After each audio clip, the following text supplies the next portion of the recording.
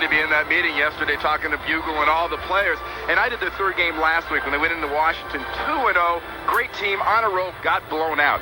Now they're 0-2. They insist they're a better team at 0-2 than they were at 2-0. But this is a game Joe Bugle and the Cardinals have to win. We'll find out. Meanwhile, why don't you go down a checklist and see how the teams stack up man-to-man. Okay, this week, we got to give the edge. First of all, Dallas, offense, easy. Dallas, defense, easy. Special teams, Dallas, easy. Team speed, Dallas is the fastest team in the league. They get the edge. Big check on this side, though, for the Cardinals in the intangible department, because they are the team in this game right now that is life and death. They have got to win it. The Dallas Cowboys will receive, and Greg Davis will kick off for the Cardinals. There he is. Came over from Atlanta on Plan B last year, and back deep for the Cowboys, Alexander Wright and Kenneth Gant. Gant is on the right. Wright is on the left. It's easy for you to say. Not quite.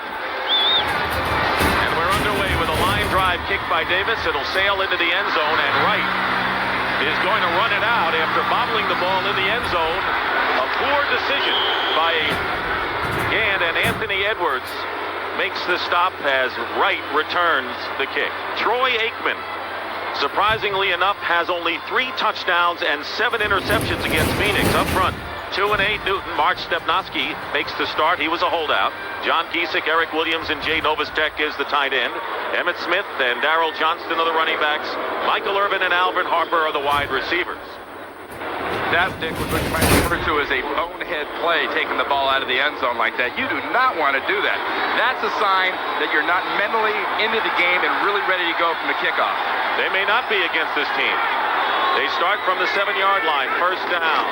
And it's Emmett Smith off the left tackle and brings it out to about the 7 or 8-yard line.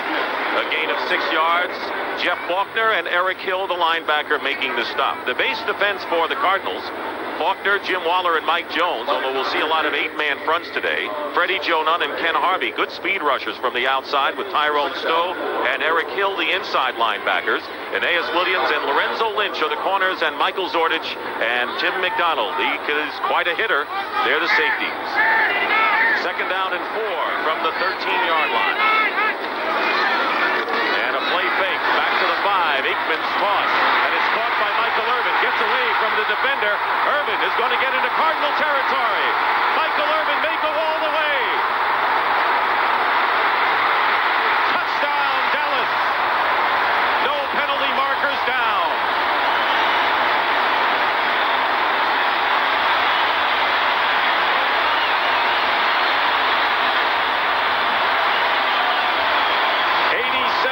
Touchdown pass, and Lorenzo Lynch missed the tackle on Michael Irvin.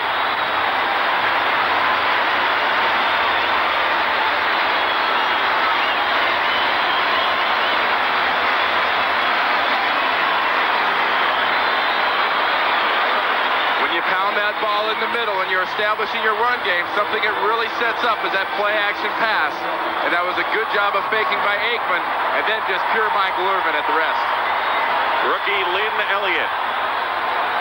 And this crowd hasn't gotten settled in their seats yet. And on the second play from scrimmage, the Cowboys strike fast and lead it 7-0.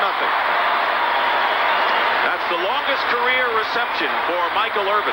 And it's 7-0 with less than 2 minutes gone by here in the first quarter. And one of the true entertainers and characters of the NFL. We didn't see the play-action fake part, but believe me, they bet Lorenzo Lynch, you got to make a tackle on an Irvin. He's a strong, fast receiver. Now watch the great job Jay Novacek does on Zordich. He is just going to bird dog him all the way down the field. That's a tight end, folks. He's running with a DB and a wide receiver. Good job by Novacek. And Irvin uses that speed and strength to score that touchdown.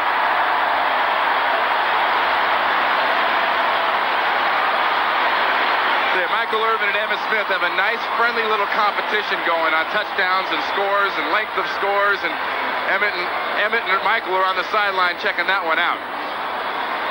They have a little friendly rivalry. They kid each other a lot about how Irvin should be blocking for Emmitt Smith, and I think both were pleased at the great play by Michael Irvin on the second play from scrimmage. And that is just the start. that Joe Bugle did not need. Did not need this kind of a quick momentum jump out as Dallas has done their first 2 games. Lynn Elliott will kick off. Johnny Bailey and Anthony Edwards are back deep. And it'll be Bailey will not run it out. So after a bad mental play by Alexander Wright on the kickoff, the Cowboys lead, and now Chris Chandler has to bring the team back. He's in his 5th season and is backing up the injured Tim Rosenbaugh. Will be out for 6 weeks. Sharp, Mark May moving to left guard from right tackle. Rick Cunningham is the new right tackle this week, with Via Smith. Walter Reeves is the tight end. Ivory Lee Brown is the starting running back. Butch Rawl the H-back. Ricky Kroll and Ernie Jones the wide receivers. First down from the 20.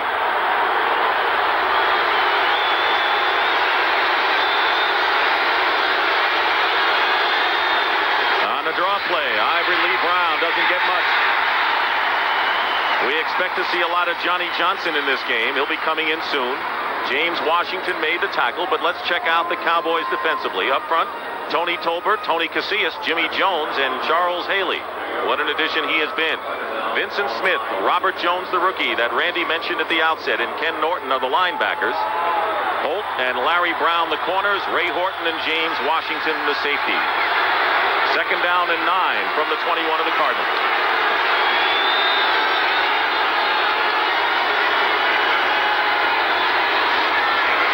Again, they go to Brown. He stumbled on the handoff and gets back to the line of scrimmage for no gain. Tony Casillas was there, and that'll bring up 3rd and long for Phoenix.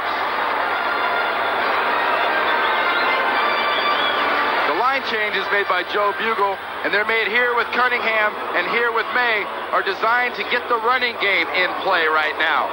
But what happens here is you can't game plan for a quick Tony Casillas that goes through 3 blockers and just trips up Ivory Lee Brown, who's really kind of a scat back caught in a dump truck's body. Thinks he can run outside. A guy that big ought to be running over people. He ought to change his plan. Out of the shotgun with the 3 wide receivers, including Randall Hill on 3rd and 9.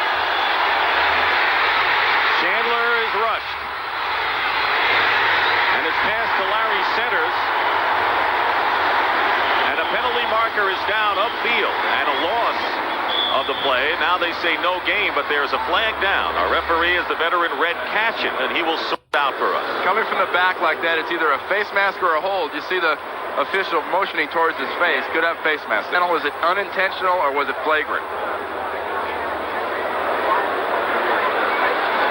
It'll be against the Cowboys and will be an automatic first down if it was a 15-yard penalty. Face mask during the run. Number 30 of the defense, 5 yards, still 3rd down. Isaac Holt. And that's the difference there. You always got to remember, since they changed that rule on the face mask, that's the kind of thing where if you're just grabbing for a jersey and your finger hooks a part of the face mask, it's 5 yards. They move the sticks, but they don't give you an automatic first down. So the Cardinals will be short 4 here. 3rd down and 4 from the 26.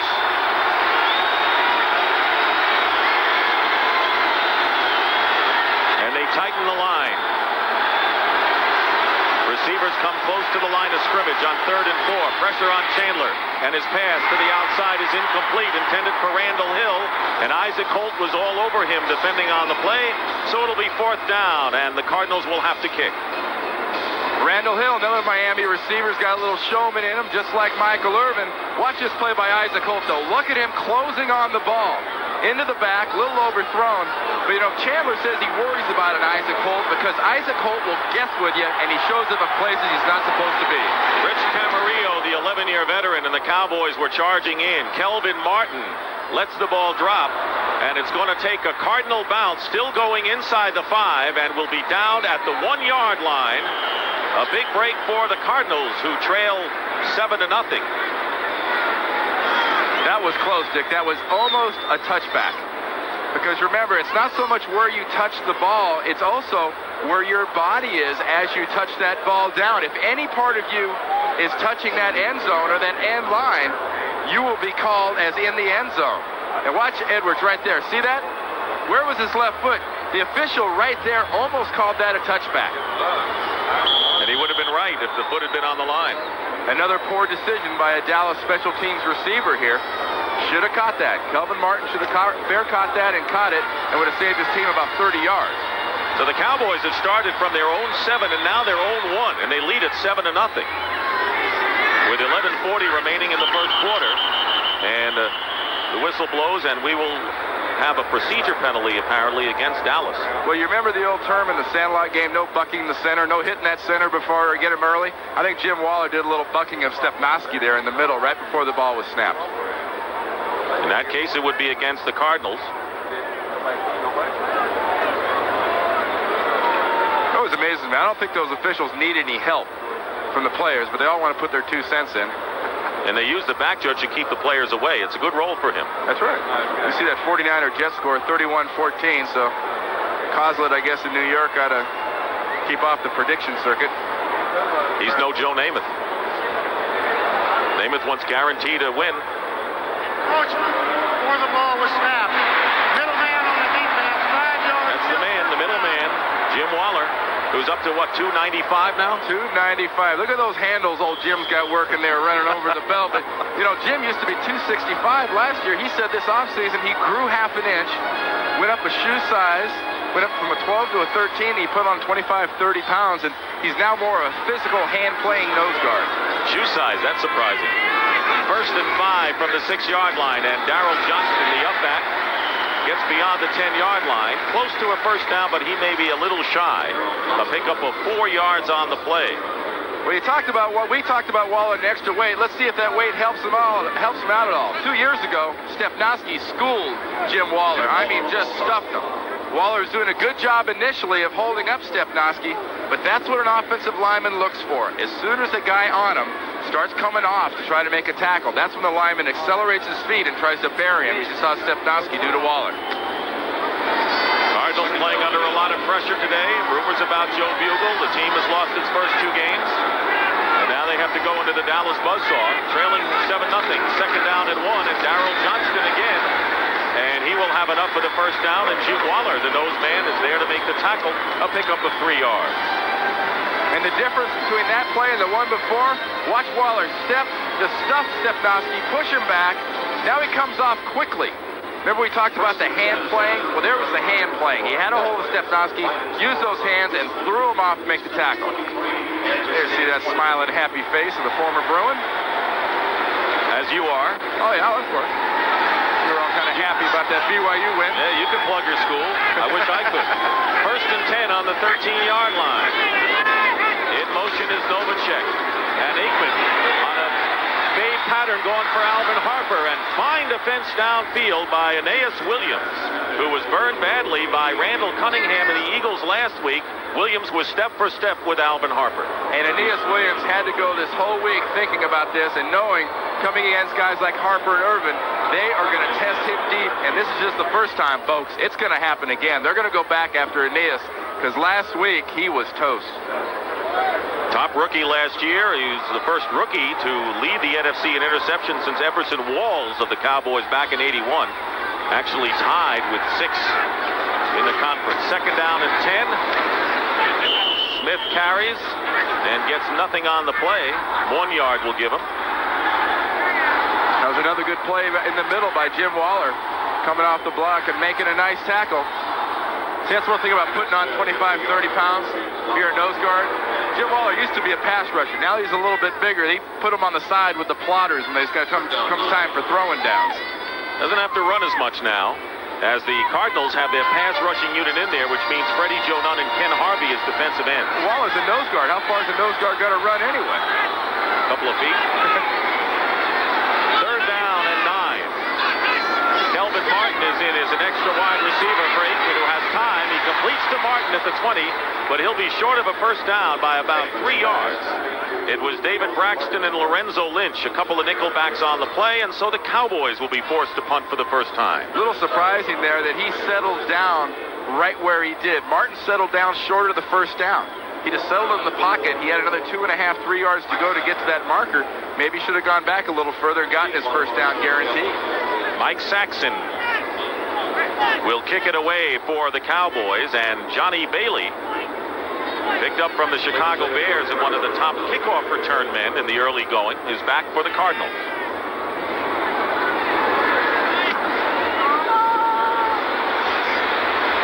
Bailey inside inside the 30-yard line. Broke a couple of tackles and a fine return by Johnny Bailey up to the 42-yard line. Well, Dallas got off to a fast start last week, Randy, as they have done today. They were a buzzsaw last week. Blocked the first 2 giant punts, and it's done a great thing for them. The special teams have been fantastic, but the problem with Dallas has been the second half last week, they did not execute, and they had a hard time holding that lead. Jimmy Johnson, who will have a new defensive back, he traded for Thomas Everett of the Pittsburgh Steelers, and they've already signed him. That's the 45th trade that the Cowboys have made. Everyone thinks it was just Herschel Walker. They made a lot more than that. First down, Cardinals on the 41. Chandler to throw on first down, and the pass is caught. And it should be a first down for the Cardinals with forward progress to Ernie Jones.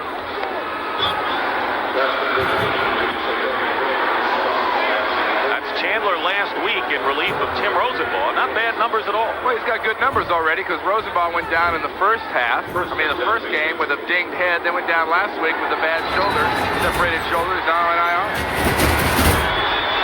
First down for the Cardinals. They're in Dallas territory at the 47.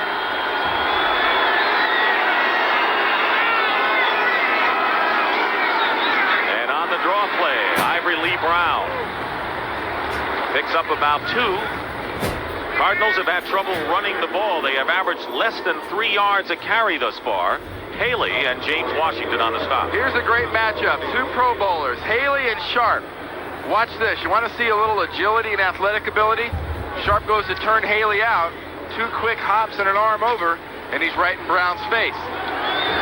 There's Charles, that smiling face. He's happy to be here in Dallas. And he's made an impact not only on the field, but off as well, which was not the case in San Francisco. Second down and 8 from the 45 of Dallas. Chandler has some time. He swings it out to Butch Roll, the H-back. He gets just 2 yards on the play. Roll, the former Buffalo Bill, and Tolbert. And Norton defending. Now that's called cleaning up the scraps. Watch Tony Tolbert come from his end position, sees the pass being made. There he is right there. 92. Tackle's being made around the legs by Norton. Here he comes, cleaning up. Whoop. Ooh. Through the chest, through the head, into the face mask, and onto the turf. 6 minutes and 35 seconds remaining in the first quarter. Cardinals trail the Cowboys 7-0, and a 3rd and 6 coming up.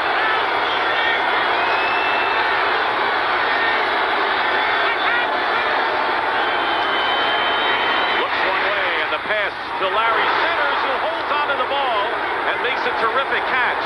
The question is, does he have the first down? Larry Brown defending on the play, and it's going to be awfully close. He might be shy by a half a yard. Whether or not they get this first down, Dick, the Cardinals are getting themselves into the position they don't want to be in, and that's getting their running game stuffed and having to throw every time. If they throw a lot in this game and have to keep throwing down after down, we're talking a bloodied and bruised Chandler. But watch the concentration. Brown, helmet right in the back, and flips him over. They're going for it. 4th down and 1. Smart move by the Cardinals. You don't know how many opportunities they're going to get in Dallas territory, and the handoff to Ivory Lee Brown, and it's a first down. He got good blocking off the left side of the line, inside the 35, and a pickup of 5 yards. You hear that term about doing a great job all the way across the board? Well, Dallas does a pretty good job about this much of the board. Watch this area right in here, right where Walter Reeves is lined up at tight end. Watch the hole open. Brown's blocked, 24. He's getting pushed back, and Jones gets over there way too late. No penetration by the Dallas line made that a successful play. So the Cardinals go for it on 4th and 1, and they have a first down on the Cowboys 34.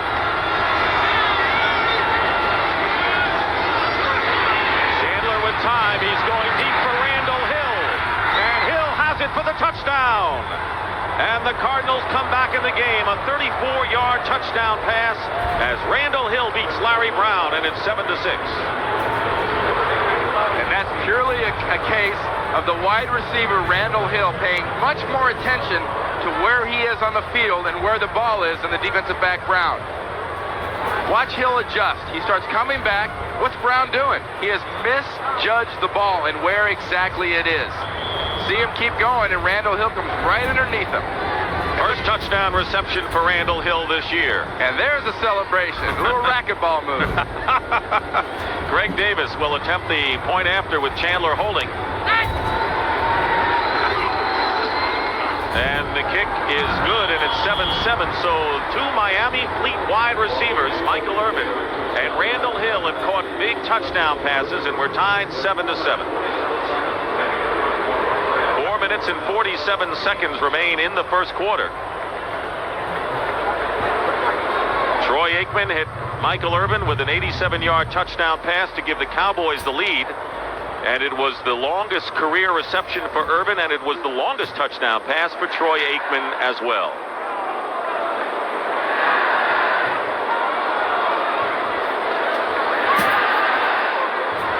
.447 remaining in the first quarter. 6 plays and 59 yards.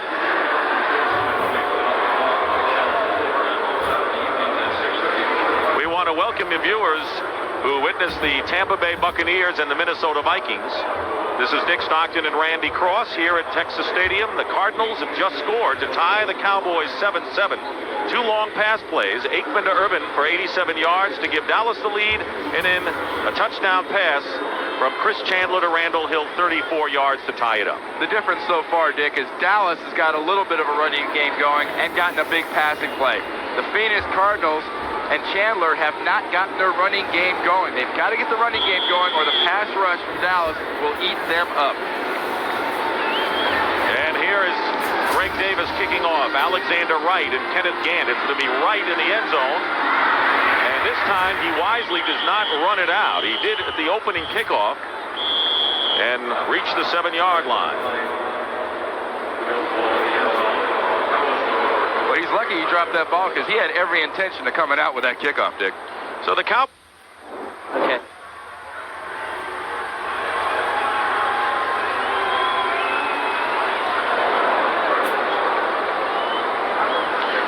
The Dallas Cowboys, who have won 7 straight regular season games, and the Phoenix Cardinals, who have dropped 10 in a row in regular season, tied 7-7. That much time left in the first quarter, and the Cowboys with a first down on the 20-yard line.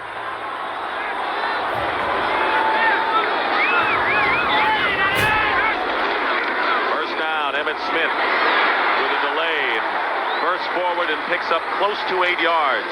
Tyrone Stowe making the tackle. And for an NFL Today update on another game, let's check in with Greg Gumbel. Greg? In Washington, an 80-yard drive capped by a 6-yard touchdown run by Ernest Miner, and the Redskins jump out in front of the Detroit Lions by a score of 7-0 in the first. Dick? Redskins have won 16 and lost none at RFK against the Lions. Second down and 3, and the handoff is to Emmett Smith. And he picks up 7 yards on that carry. Jim Waller makes the stop. Coming into the game, Emmett Smith and Herschel Walker were tied for the lead in the NFC. And Herschel Walker playing in Philadelphia this afternoon. 53 yards so far.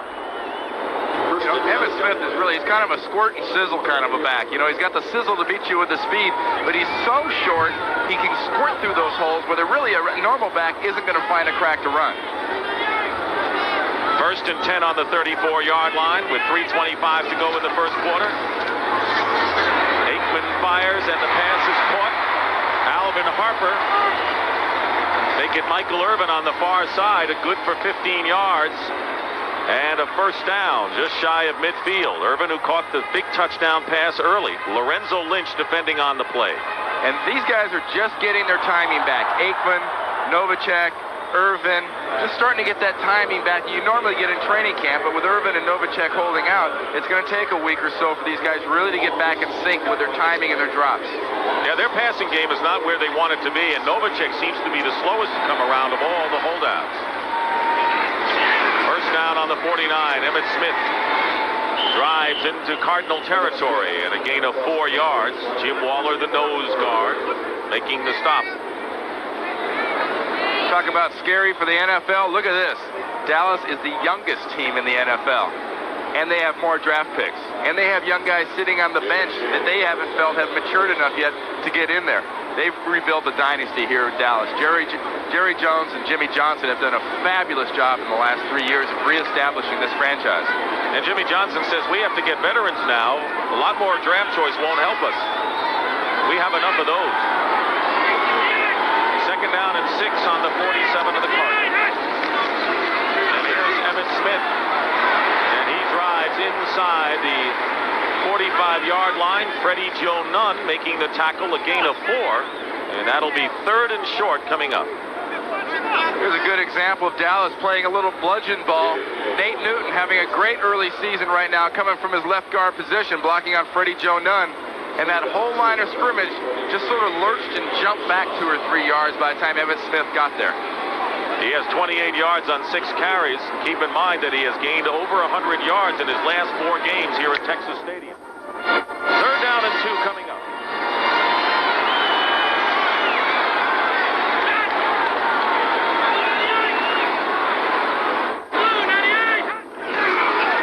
Emmitt Smith gets hit at the line. And the second effort may be good enough for the first down as Tim McDonald wrestled him to the ground. Jim Waller was the first to get to him. That was a nice job by Waller, pursuing from his nose guard position. He came across, made that tackle, but a good illustration of the leg strength of Smith. Waller had him for about a half a yard gain and no first down, and Smith just kept driving. And it's a Cowboy first down with under a minute to play in the first quarter.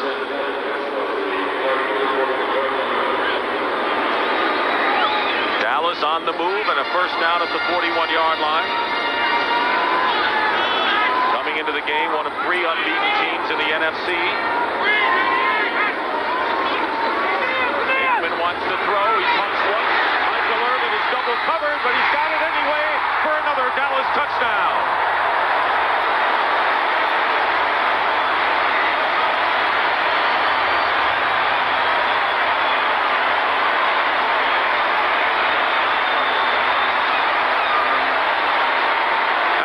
For Irvin and Aikman hooking up in this quarter.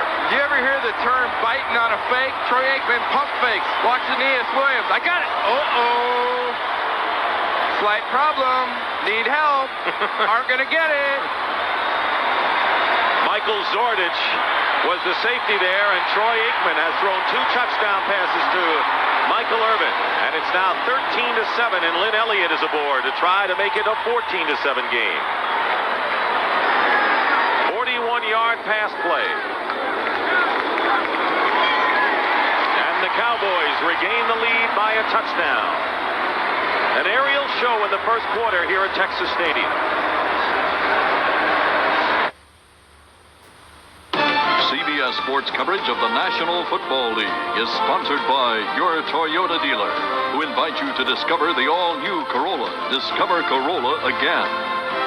AT&T, more ways to help you stay in touch. And by Coors Light, the Silver Bullet is the right beer now.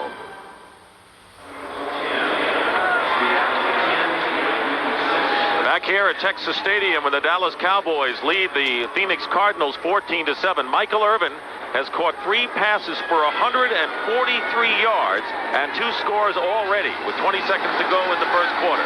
Lynn Elliott kicking off. And it's Johnny Bailey at the 1 returning.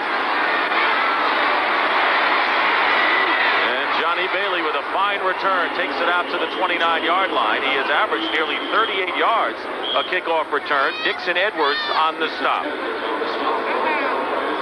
Timeout. We'll be right back.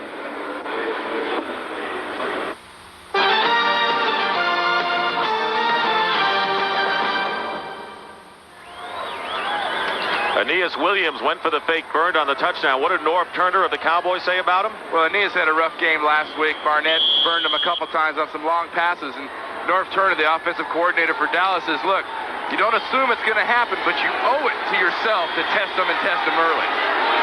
They did. First down on the 29-yard line. Russell Maryland is in for Jimmy Jones at right defensive tackle with 9 seconds to go in the first quarter. Chandler gives it to Ivory Lee Brown. Spins away and really gets a yard is all. As the final seconds tick off in the quarter, Tony Tolbert and Charles Haley make the stop. So it was an exciting, a lot of fireworks in this first quarter, but that is the end of the first quarter with the score. The Dallas Cowboys 14 and the Phoenix Cardinals 7.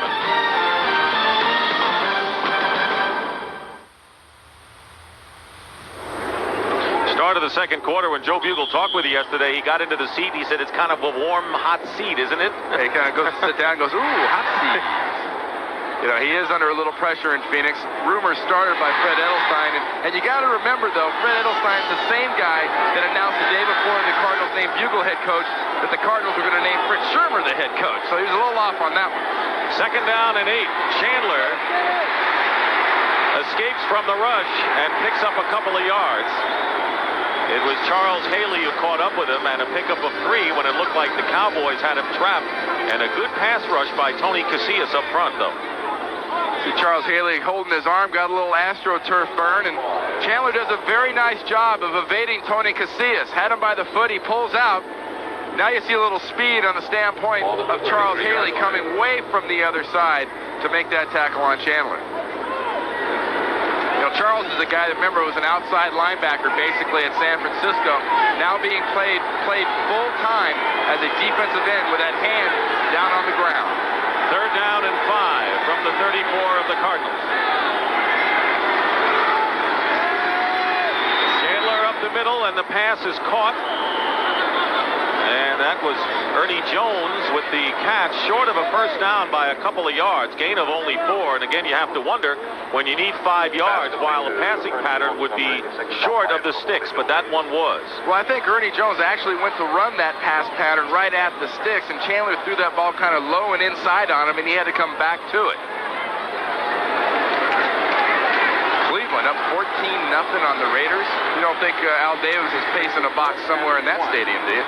He may change from that white outfit he likes to wear to all black.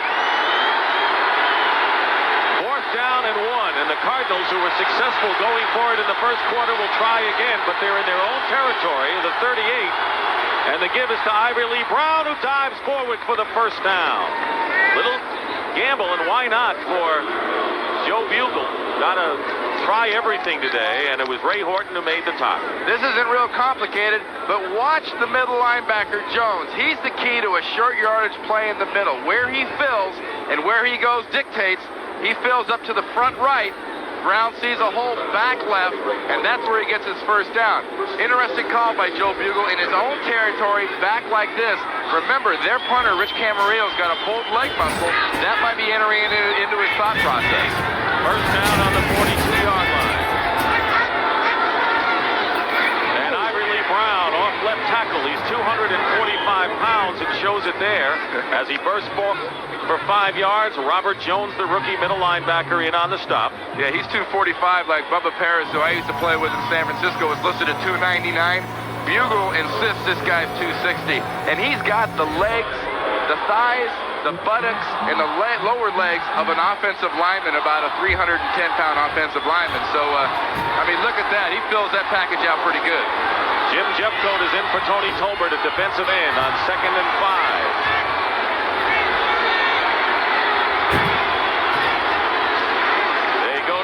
Again, looking for room, no room there, and he is stopped just shy of midfield. He'll pick up 3, however, and Ken Norton making the tackle. I'm a little mystified at the moment. When you have success throwing the ball, as Phoenix has had on occasion, why you keep insisting on blasting things right up the middle. I mean, there's guys outside. There's guys on the left, there's guys on the right, and here's what they had coming into the game. I mean, they want to establish a running game. They've changed 2 linemen, but take what the defense is giving you. Johnny Bailey and Ricky Prohl are in as extra wide receivers on 3rd and 3, and they're clustered to the top of your picture. Chandler's pass is caught, and that's to Butch Roll, the tight end, and that'll be a first down into Cowboy territory. A pickup of 8 yards on the play. Kenneth Gant making the tackle. The Chandler is trying to be patient here to bring the Cardinals back, who had trailed 7-0 and now down 14-7. Butch Roll's lined up right in the wing position, right on the right side of the screen. You saw him fake a little pass block there on Tolbert or Haley and just get it in the zone, and Billy Bates just slams him down. And a First down on the 43 of Dallas. Chandler. And he gets it off to Irvin Brown out of the backfield. And Brown, still going, has a first down. He's still going, and a penalty marker is thrown. And Irvin Brown finally is tackled at the 16-yard line. What a play for the Cardinals when it appeared that Chandler was going down on a sack and a gain of 27 pending the penalty. You always look at who the maddest guy on the field is after you see a flag go down, and Ernie Jones, number 86, got right in the back judge's face when he threw that flag. Not so. Illegal use of hands, probably on a wide receiver, but that was a great run by Irvin Brown. That's the kind of stuff a guy 6'2", 260, a running back, should be doing. Not sporting around. You got to be running people over. And he was wide open when he caught the pass. James Washington. Illegal block, number 82 of the offense, 10 yards, still first down. It's Butch Roll, illegal use of the hands, and Washington, the Cowboys' strong safety, shaken up on the play, and we'll take a break. 10:21 remaining in the first half.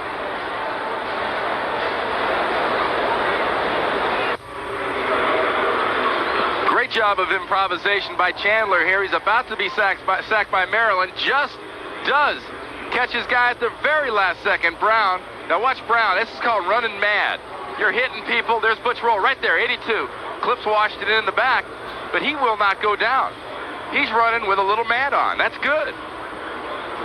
It is still first down, and they're working on James Washington. Robert Williams, who returned a block punt for a touchdown against the Giants last week, has replaced Washington in the Cowboys secondary. And remember that trade, though, Dick, the Cowboys are making with the Pittsburgh Steelers for the Steelers safety Everett. Local guy, went to Baylor, plays safety. Another example of Dallas kind of stockpiling talent where maybe you wouldn't expect them to do it, but they've upgraded their defense, and that'll be finalized tomorrow.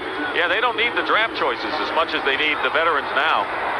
First down and 7 from the 40-yard line. Three wide receivers all to the right, and the fake to Johnny Johnson, and the pass is incomplete. Intended for Ernie Jones. So Johnny Johnson makes his first appearance in the backfield for the Cardinals. Now that's one of those plays there by the Cardinals. You watch that play and you go, what was that? You know, they kind of went left and faked a little play action. Then Chandler rolled right, tried to throw a pass, but there really was nobody around, and Tolbert was in his face to keep him from throwing the ball further than about 15 yards. It'll be second down and 7. The 10th play of the drive coming up. Ed Cunningham has replaced Danny Villa at center. Cunningham, rookie out of the University of Washington. Just under 10 minutes to play in the first half. And on the fake draw, Chandler in trouble, throws the ball over the head of Butch Roll. Incomplete. The protection broke down in a big way, and that'll bring up 3rd and 7. Well, you know, Chandler was sucking that whole rush in with that fake screen look one way, fake screen back left. He wanted to throw that screen to the H-back, Butch Roll. They had it set up, but the defense of the Cowboys smelled a rat, and they infiltrated the entire blocking scheme. Butch Roll, number 82 for the Cardinals, is kind of a tackle who's lost enough weight to wear an 80s number and gets to play H-back for Joe Bugle in this kind of Redskin offense. And he looks like a wide receiver.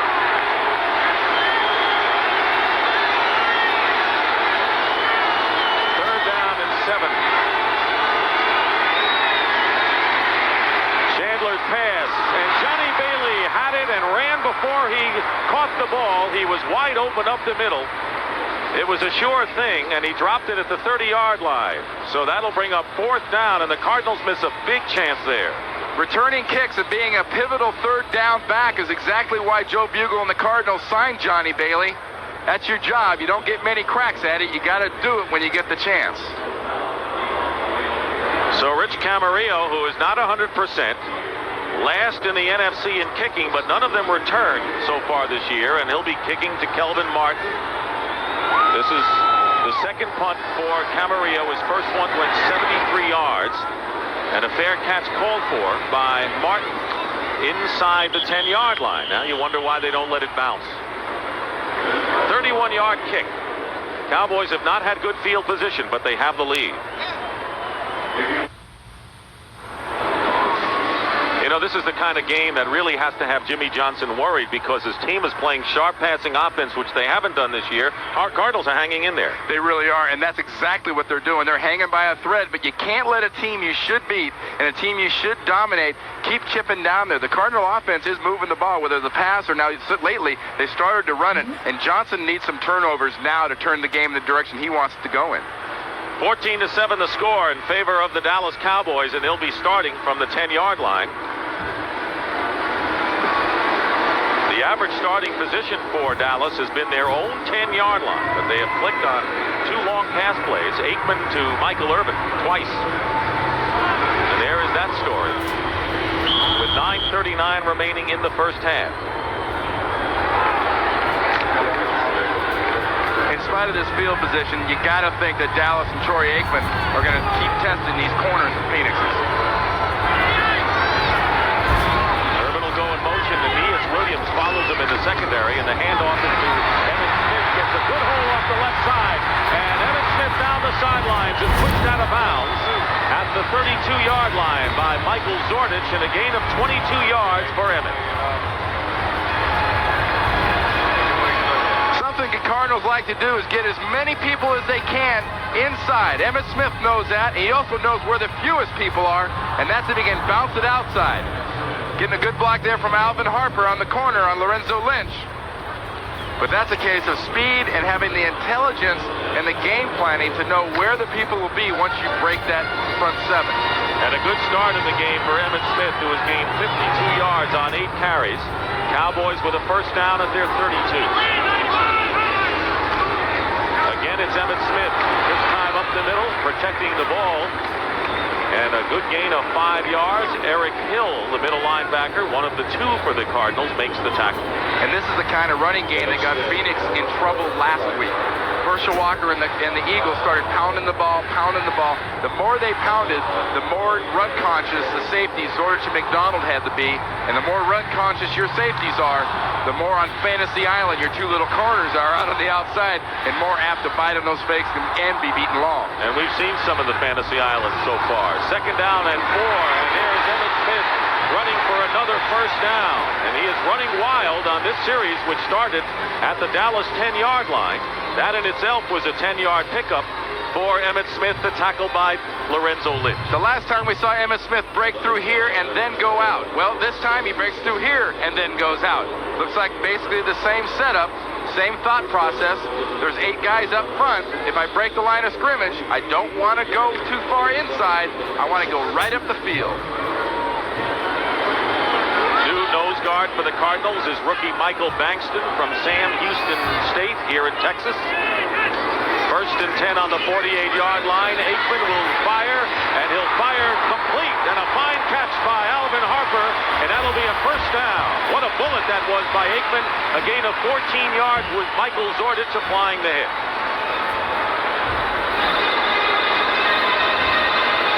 Aikman does a good job hanging in the pocket, sees his receiver crossing, and throws it and takes a little shot there from Freddie Joe Nunn. But the guy that makes this play is Alvin Harper, because Zordich is coming the whole way. Did you see the way Zordich started zeroing in on him about 5 yards away? He knew he was going for that big hit. And Harper, just another of the great fast wide receivers out of Tennessee. Great combination with Harper and Michael Irvin. Normally 4 catches for 70 puts you in top of your team, but he's about half as much as Michael Irvin. First down on the 38, and Emmitt Smith on the pitch. Trying to go outside, and it closes in a hurry by the Cardinals, and that time Smith can pick up only 3 yards. Eric Hill once again in on the stop. Good patient offensive game plan by Jimmy Johnson and Norv Turner of the Cowboys. They're blasting this ball with the run. They're setting up their play action. And when the runs don't work is when I get the most suspicious. When if you're Fritz Sherman, the defensive coordinator for the Cardinals, when it's not working, I'd be nervous if I was him about them going downtown over the top. Green Bay edged Cincinnati. You saw the other scores as well with the 49ers winning and the Eagles trouncing Denver. Second down and 8 on the Cardinal 36-yard line. Aikman's quick pass is tipped. He was going for Alfredo Roberts, the tight end, and it was deflected by Freddie Joe Nunn. So third down is coming up. That's That's something the Cardinals can do. They're much like the New Orleans Saints in that their starting outside linebackers are also their nickel defensive end rushers, and they put a lot of good pressure on the quarterback. They bring Jones and Eric Swan, last year's #1, up the gut to get that push on the quarterback, and they have 2 speed rushers in Harvey and Nunn to come around the corners. And that's what the Cardinals will present here with 6:19 remaining in the first half. 3rd down and 8 coming up for Troy Aikman.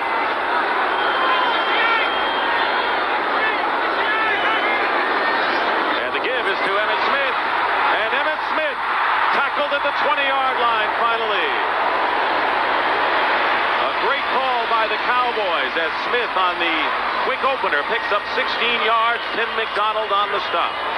Well, we talked about Eric Swan being a rookie from last year, still sort of learning. Watch what they do to him. Eric, you want to rush the quarterback? Come on up. We're going to trap you from the backside. Watch the penetration Swan gets, and all that does is open a hole bigger and bigger. Nice job by Williams, Newton, Stepnoski. That whole offensive line, perfect trap execution. Watch Swan one more time. Look at what Nate Newton, 61. Doesn't take much when you get that much momentum and body committed to going forward. And a first down. And into the game is Irvin Richards, giving Emmett Smith the breather, and a penalty marker is down as Richards goes off the left tack side and is knocked out of bounds at the 6-yard line by Lorenzo Lynch. Richards, a rookie out of Pittsburgh last year, spent all year on injured reserve, and a face mask call against the Cardinals will move it closer. What a job by Michael Irvin, blocking out there from his wide receiver. Number 29 on the defense. After the goal.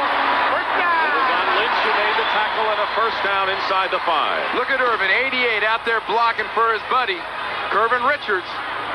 Look at him, got the hands going, got the whole offensive lineman kind of thing going, and you saw that face mask being tugged on at the very end by Lorenzo Lynch. It'll be first and goal at the 2 for the Cowboys. Emmett Smith has scored 9 touchdowns in the last 3 games against the Phoenix Cardinals. Let's see if they go to him here. He's back in the lineup. And they go to the up man, Darrell Johnston, who has stopped in his tracks maybe a yard with under 5 minutes remaining in the half. Second and goal coming up. Well, the thought on that play is that everybody's going laterally. They're thinking Irvin, they're thinking Novacek, they're thinking a flip out to Smith. Maybe we'll beat him inside. But a great job by Jones and Waller in the middle of that defense of stuffing that little play up. Joe Bugle checking his charts, and the Cowboys send both of their wide receivers, Irvin and Harper, to the sideline. They go with the double tight end, second and goal at the 2-yard line.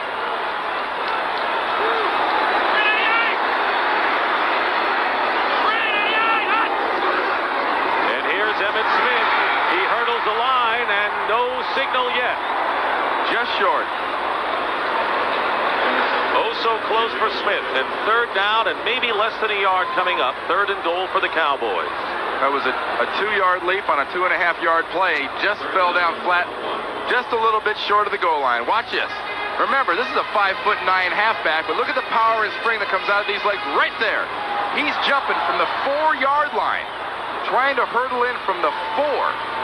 I mean, let's figure that one out on feet. That's trying to do a dead flip forward dive from over 12 feet away. Thanks, but no. 3rd and goal on the 1-yard line. Play fake.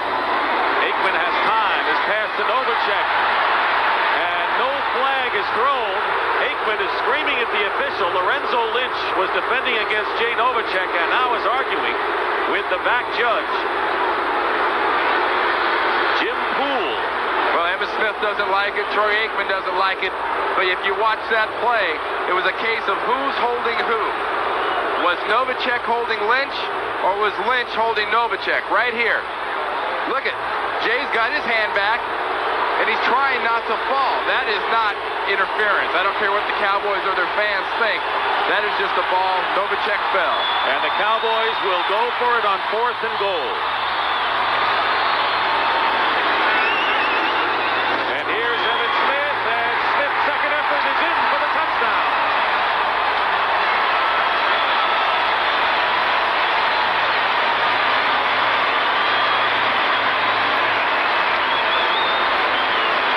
Tried to dive in from the 4. Where does he take off this time? 3, Third. Oh, there you go. It was extra 3 feet. He only has to jump 9 feet to get in. That second effort right there just gets him over the top. That was a case of the entire line, everything just surging forward because his initial jump didn't get him in. So that is the 10th touchdown for Emmitt Smith against the Cardinals in the last 4 games he has played, or 3.5. And now Lynn Elliott will try for the conversion with Steve Berline holding. The kick is good, and it's now 21-7 in favor of the Cowboys as Emmitt Smith gained 58 yards on that drive alone and has 88 yards in the game.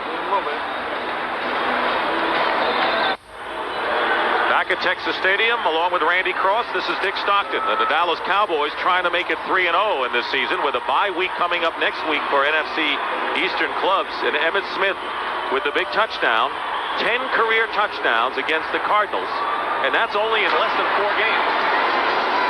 Here's the kickoff by Lynn Elliott, deep into the end zone, way out of the end zone. And the Cardinals will start from the 20. Well, this is time for Joe Bugel and the Cardinals to turn those helmets around and use a little baseball analogy, put the rally caps on. They need something. 3:25 remaining in the half.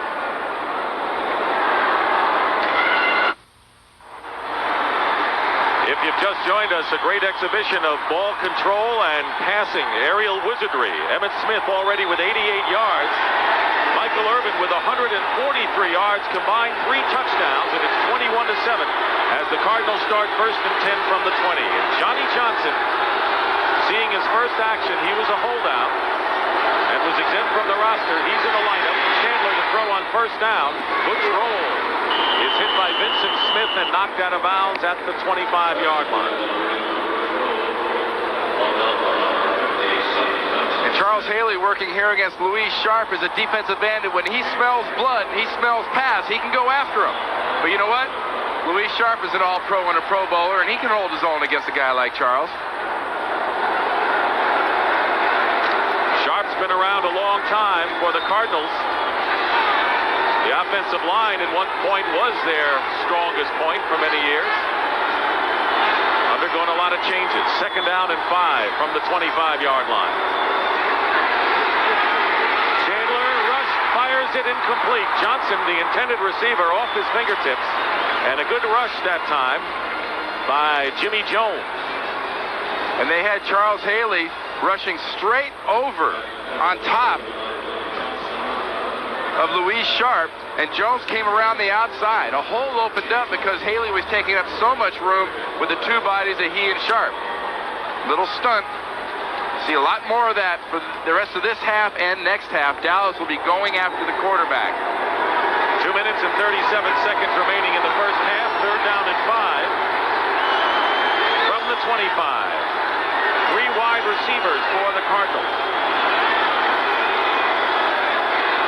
Draw play, and the give is to Johnny Bailey, who's been used as a pass receiver, a kick returner, and a running back. And he picks up 11 yards to give the Cardinals little hope here as we get close to the 2-minute warning. 1st down, Cardinals at 37. Nice play call by Jerry Rome, the offensive coordinator of the Cardinals. When you got a defensive line that's thinking pass rush, great time to pop a quick back like Johnny Bailey threw on a draw. Down at the 37. This may be the last play before the 2-minute warning, and Chandler overthrowing Randall Hill, and he was well covered downfield by Isaac Holt. And with 1:56 on the clock, we'll have our 2-minute warning here at Texas Stadium, with the Cowboys leading the Cardinals 21-7. Want to remind you, coming up at halftime, Greg and Terry with scores and highlights. Each team has 3 timeouts remaining. We've had our 2-minute warning, 1:56 showing on the clock. The Cardinals will come to the line 2nd and 10 on the 37-yard line. Chandler has completed only 1 of his last 6 passing attempts. Johnny Bailey is the one back.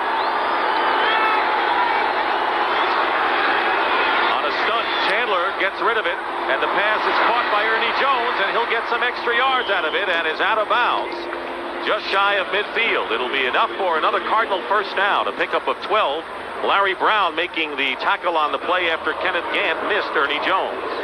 And a nice job by the line up front of keeping some protection for Chandler on that play. None of the linemen for the Dallas Cowboys got anywhere near Chandler. Gave him the time to do that. Chandler was a third-round draft choice with the Indianapolis Colts. Played at Tampa Bay last year, and they got rid of him because he said Vinny Testaverde was totally inept, and they thought he was too disruptive. So that was all for Chandler, but they welcomed him in Phoenix. Glad they have him with Rosenbaugh out. First and 10 on the 49-yard line. There's a fake and a deep throw to Randall Hill, and Randall Hill has it inside the 15 and close to the 10-yard line. He beat Isaac Holt. A bullet throw by Chandler and a gain of 41 yards, and it's first down. Whoever said there's nothing a little personal about football? Watch this matchup. Little chicken fight, little hand fighting going on. Receiver, defensive back. Holt, Hill, I'll push you, you push me, I'll tug you, but I'll catch the ball. Ha, ha, ha. Look at this. Randall Hill earlier caught a 34-yard touchdown pass to give the Cardinals a 7-7 game, and now may bring the Cardinals back to within one touchdown. Another example of what we talked about earlier, Dick. Dallas is letting the Cardinals stay in this ball game, and the Cardinals will take full advantage of it. They've got the talent to put this in the end zone. First and 10 on the 11, and the crossing pattern intended for Ricky Prohl, and he was hit hard. And that'll bring up second down with 1:37 showing on the clock. Larry Brown defending on the play. He's an unsung member of the Cowboys secondary, picked on the 12th round a couple of years ago. And he's a defensive back. If the Cardinals have their druthers, that's who they would like to go after in these type of situations, is get somebody on Larry Brown. They've taken advantage of Ike Holt on the other corner so far with Randall Hill. Johnny Johnson is the running back. Second and 10 at the 11-yard line. There's a pass to Roll. He's hit immediately by Ken Norton. And the Cardinals will use up their first timeout with a minute and a half to play. A gain of only 4 yards. It'll be third down when we return. Cardinals have used a timeout. It'll be 3rd and 6 on the 7-yard line, and you know they've got 2 downs to try to score. They've been successful on 2 fourth-down conversions. So on that last play, Dick, Phoenix had in their 2 tight end formation. Dallas stayed in their standard defense. Right now, Phoenix has put all 3 wide receivers back in the game, and as soon as Dallas saw that, and Dave Wanstad, their coordinator on the sideline, he immediately put his nickel package in the game. So obviously, Phoenix and Joe Bugel are thinking, let's get it to my money guys, my skill guys. Randall Hill, Ricky Prohl, Ernie Jones. 3rd down and 6. The Cardinals can get a first down without scoring. They spread the offense with Randall Hill wide to the right. Cowboys were blitzing, and there's a fade pattern, and the pass incomplete, intended for Prohl. Oh, that could have easily been pass interference on Brown. He never looked back for the ball. And Chandler is arguing with the side judge about that, as Aikman did at the other side, but Chandler may have a good beat here. That is a terrible lack of a call, I think. Does he look back? No. Does he run into him? Yes. That is pass interference. Bad call, or bad no call. It hit Brown on the back of the helmet. He didn't have any idea where the ball was, and so they will not go for it on 4th down. Kind of a surprise, and instead will try for the 3 points unless there's a fake. Yeah, I think this is a good decision by Joe Bugel. You're going to take your points, and you're going to go back in only by 11 instead of 14. Greg Davis with a 25-yard attempt. The kick is blocked, but there are 2 penalty markers, 3 actually, on the field. That play has been blown dead. That was early movement, and Washington can save himself a little exercise and come on back with the ball. Let's see if there was a problem with the snap, in which case there would be a legal procedure against the Cardinals. Well, there's enough laundry on the field down there, a bunch of yellow rags all over the place. Is that what you guys call them, rags? Oh, we call them a lot of different things. But you can mention rags. Yeah, I can mention that one, right. Red Cashin in a conference. There's a rag. You know the worst thing about those rags is, they got great aim with those suckers, too, because they can throw those things and hit you with them when you do a penalty. Encroachment by the defense. Half the distance to the goal, still fourth down. Well, it's still fourth down, half the distance. They needed 6 yards, so they'll move it up 3 yards. Greg Davis is still out there for the Cardinals. I think you still kick this field goal. I think you still put these 3 points on the board and get a little momentum. You know, Bugle talked about us yesterday when we were talking to him about getting a little of that mo, as he talks about, and 3 points is good enough momentum here to go in at the half. Greg Davis has attempted only 1 field goal so far this year, a 48-yarder against the Eagles, which he missed. So still looking for his first success of the year. Bugle had gone for it on 4th and 1, both in his own territory and in the Cowboys' territory in this first half, and was successful both times. But he wants the 3 points now, and Chandler is out to hold for Greg Davis. And if I'm the Cardinals right now, I'm concerned about Davis making this. I want him to make it, but I got to get my defense on the sideline and say, hey guys, the Cowboys can put the ball in the end zone in short order. Let's get ready. 22-yard field goal attempt. And Davis's kick is good with 1:23 remaining. So the Cowboys still have enough time and all 3 of their timeouts after Davis makes good on his first field goal of the year. And the score now at the Cowboys 21 and the Cardinals 10. Well, here's where we see if Fritz Shurmur and the Phoenix Cardinals go into the dreaded prevent defense. I hated it when I was playing. I don't like watching it now. Defenses in this situation stop attacking, they back up, they get soft, and how often have you seen teams just march down the field? Is Fritz Shurmur there, the defensive coordinator, gonna do that, or will he keep this defense aggressive? Let's bring you up to date on the early games today. Minnesota sends Tampa Bay to its first defeat of the year. The Bengals lose their first game of the season. How about that Philadelphia-Denver? Whoa. That is not the place. You don't want to go into the vet with that defense to get down early. I don't care if you are John Elway. 49ers rebound from their loss to Buffalo last week. Greg and Terry will bring you up to date and have highlights on many of these games as well coming up. Greg Davis will kick off for the Cardinals, who trail by 11, 21-10. Alexander Wright is on the left, and Kenneth Gant, number 29, on the right. Dallas is probably the fastest team in the NFL, and here's a good time where your speed can help you. You have to move the ball quickly, and guys that can run are invaluable. A line drive kick, and it's going to be returnable for Wright. If he gets it. The ball was headed into his hands, and he was waiting for it, and all of a sudden, it bit and went the other way, and so as a result, Wright has to down it on the 11-yard line. He's sitting down on the ground right there. Kenneth Gant helping him up. He's got to be sitting there going, God, do I have to go to the sideline? If I go to the sideline, I'm going to hear about this from the coach. You know, Joe Avisano is a great special teams coach. Last year's NFL Special Teams Coach of the Year. And he's got to be a little distressed with the action so far of Wright and Martin, his kick returners. See what Aikman does here. The Cowboys will start from their 11-yard line. Aikman already with through 2 touchdown passes to Michael Irvin in this first half. It'll be conservative no matter what they do. This is bad field position to take risks at the end of a half. Handoff is to Emmitt Smith, and he is stopped cold and might have lost a couple of yards on the play. He did, and it was Eric Swan who made the tackle, and immediately a timeout is called by Phoenix because they can sense that they may get their hands on the ball again. Well, Phoenix is in that nickel defense we talked about where guys like Swan and Jones are coming up the middle, and he got Harvey and Nunn shooting off the sides, and it was a good job by those inside two. Jones and Swan of stuffing that run up and smelling that draw. That's their job. Now's the time in the game plan. Now's the play call. You look for a Jay Novacek. It's very conservative. He can get you down the field. He can get into a seam of a defense, and it's a lot easier to get a ball to him with low risk involved. 1 minute and 14 seconds remain. Fritz Shurmur, who was with the Rams before coming over to the Cardinals last year as the defensive coordinator, had been with the New England Patriots as well. Second down and 12 from the 9-yard line. And here is Emmitt Smith, who's had a terrific first half, and he carries it out to the 14-yard line.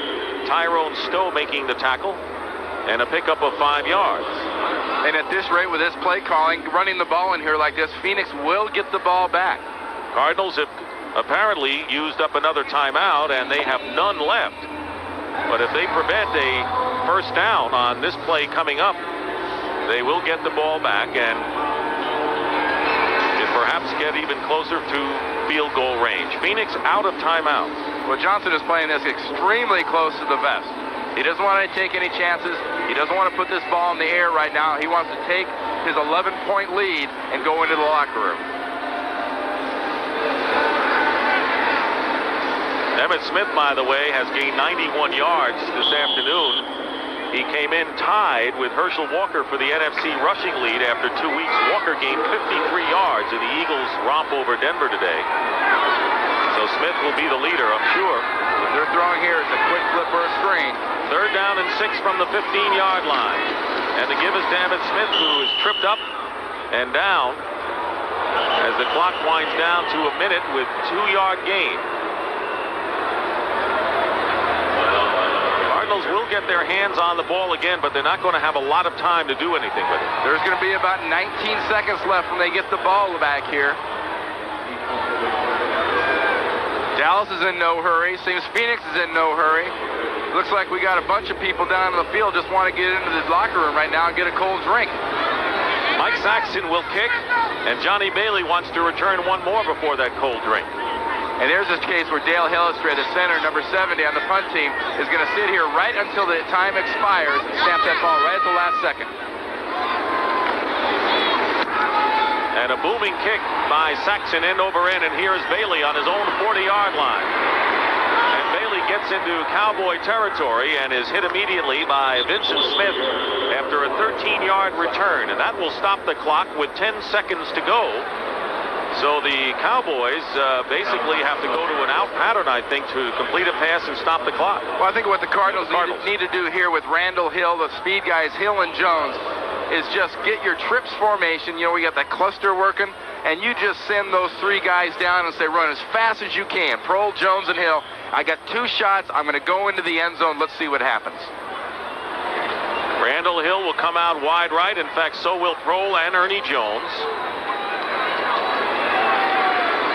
On the Cowboy 47-yard line. Prevent defense for Dallas. They have 3 men back, and Chandler on the run, pass, and it's caught by Ernie Jones, and they rule it a catch with 3 seconds to go inside the 30-yard line. A gain of 18. Kevin Smith defending, and the Cardinals will have a chance for 3 more. Got a penalty flag down on the field right off the line of scrimmage, though. And it's against the Cardinals, and so you can scratch that idea in a hurry. What a big play, because that was well within Greg Davis's field goal range. In pregame, he was popping them from 50, 52. That would have been a 47-yarder. Don't losing teams make mistakes like that? Chronically losing team make mistakes like that, and Phoenix is definitely that. Receiver on the left side of the line. 5 yards, still first down. Jones made a terrific catch at the sideline, but it's all nullified now. And they call an ineligible receiver on the left side of the line who's going to call this back. Makes that a procedure call. But Jones, great concentration, feet in right on the 30-yard line. Would have been a 47-yard field goal. Now you got to think it's either a Hail Mary or a drop on the ball. Well, they got Alvin Harper. The Cowboys have Harper as a deep, deep safety. As Chandler, with time running out, will go for it here. And there's his pass into the crowd. Short of the goal line, it's knocked down, and that'll do it for the first half as Alvin Harper knocks down the pass by Chandler, and that'll do it. And that is the end of the first half here at Texas Stadium in Irving with the score, the Dallas Cowboys 21 and the Phoenix Cardinals 10.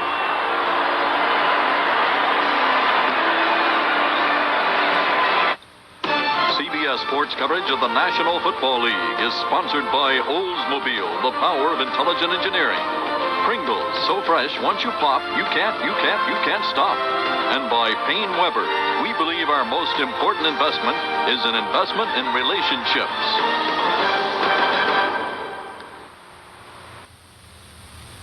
NFL Today Dockers Halftime Report is sponsored by Levi's Dockers.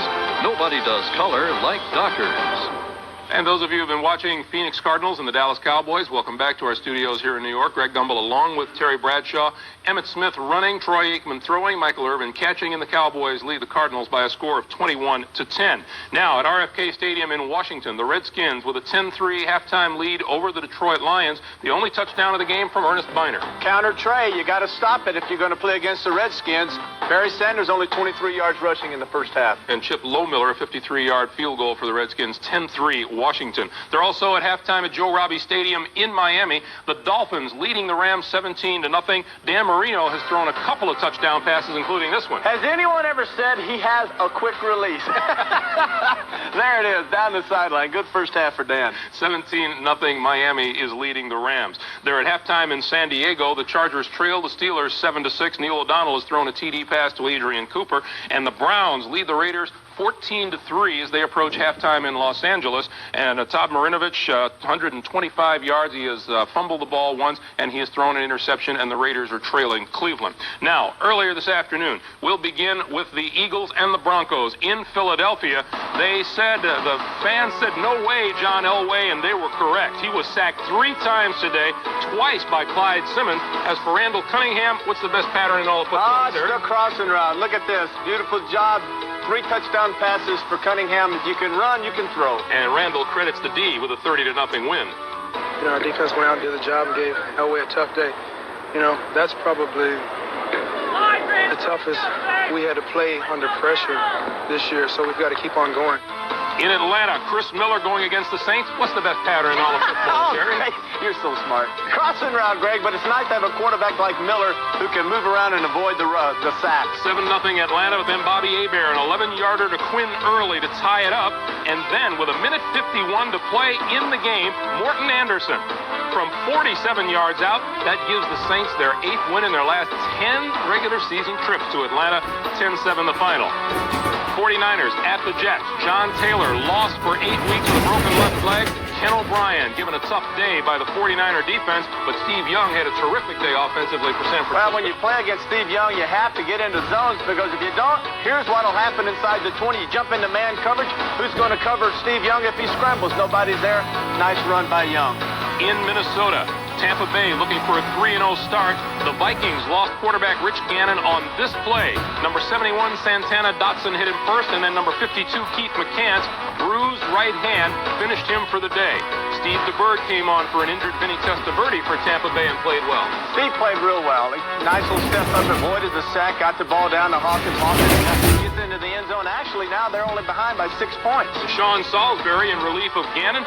His first career touchdown pass, that one to Chris Carter, and the Vikings hold on for the win 26-20.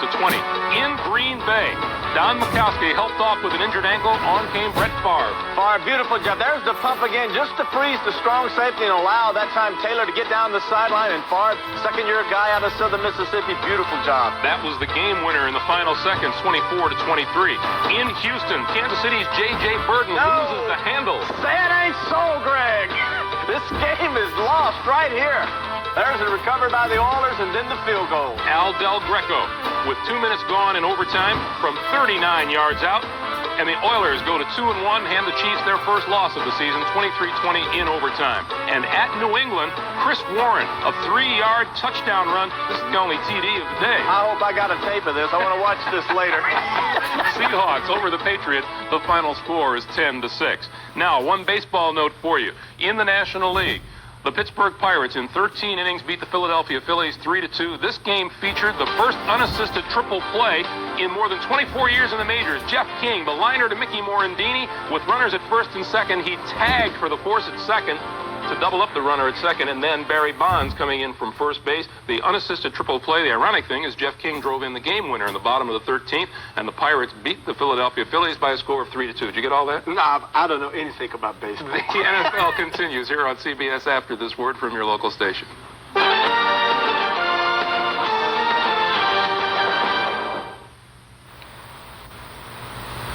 CBS Sports coverage of the National Football League is sponsored by Old Milwaukee and Old Milwaukee Light. It doesn't get any better than this.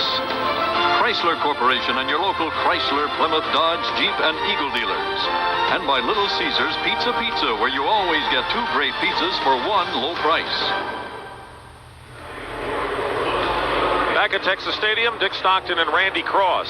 At halftime, the Cowboys lead the Cardinals 21-10.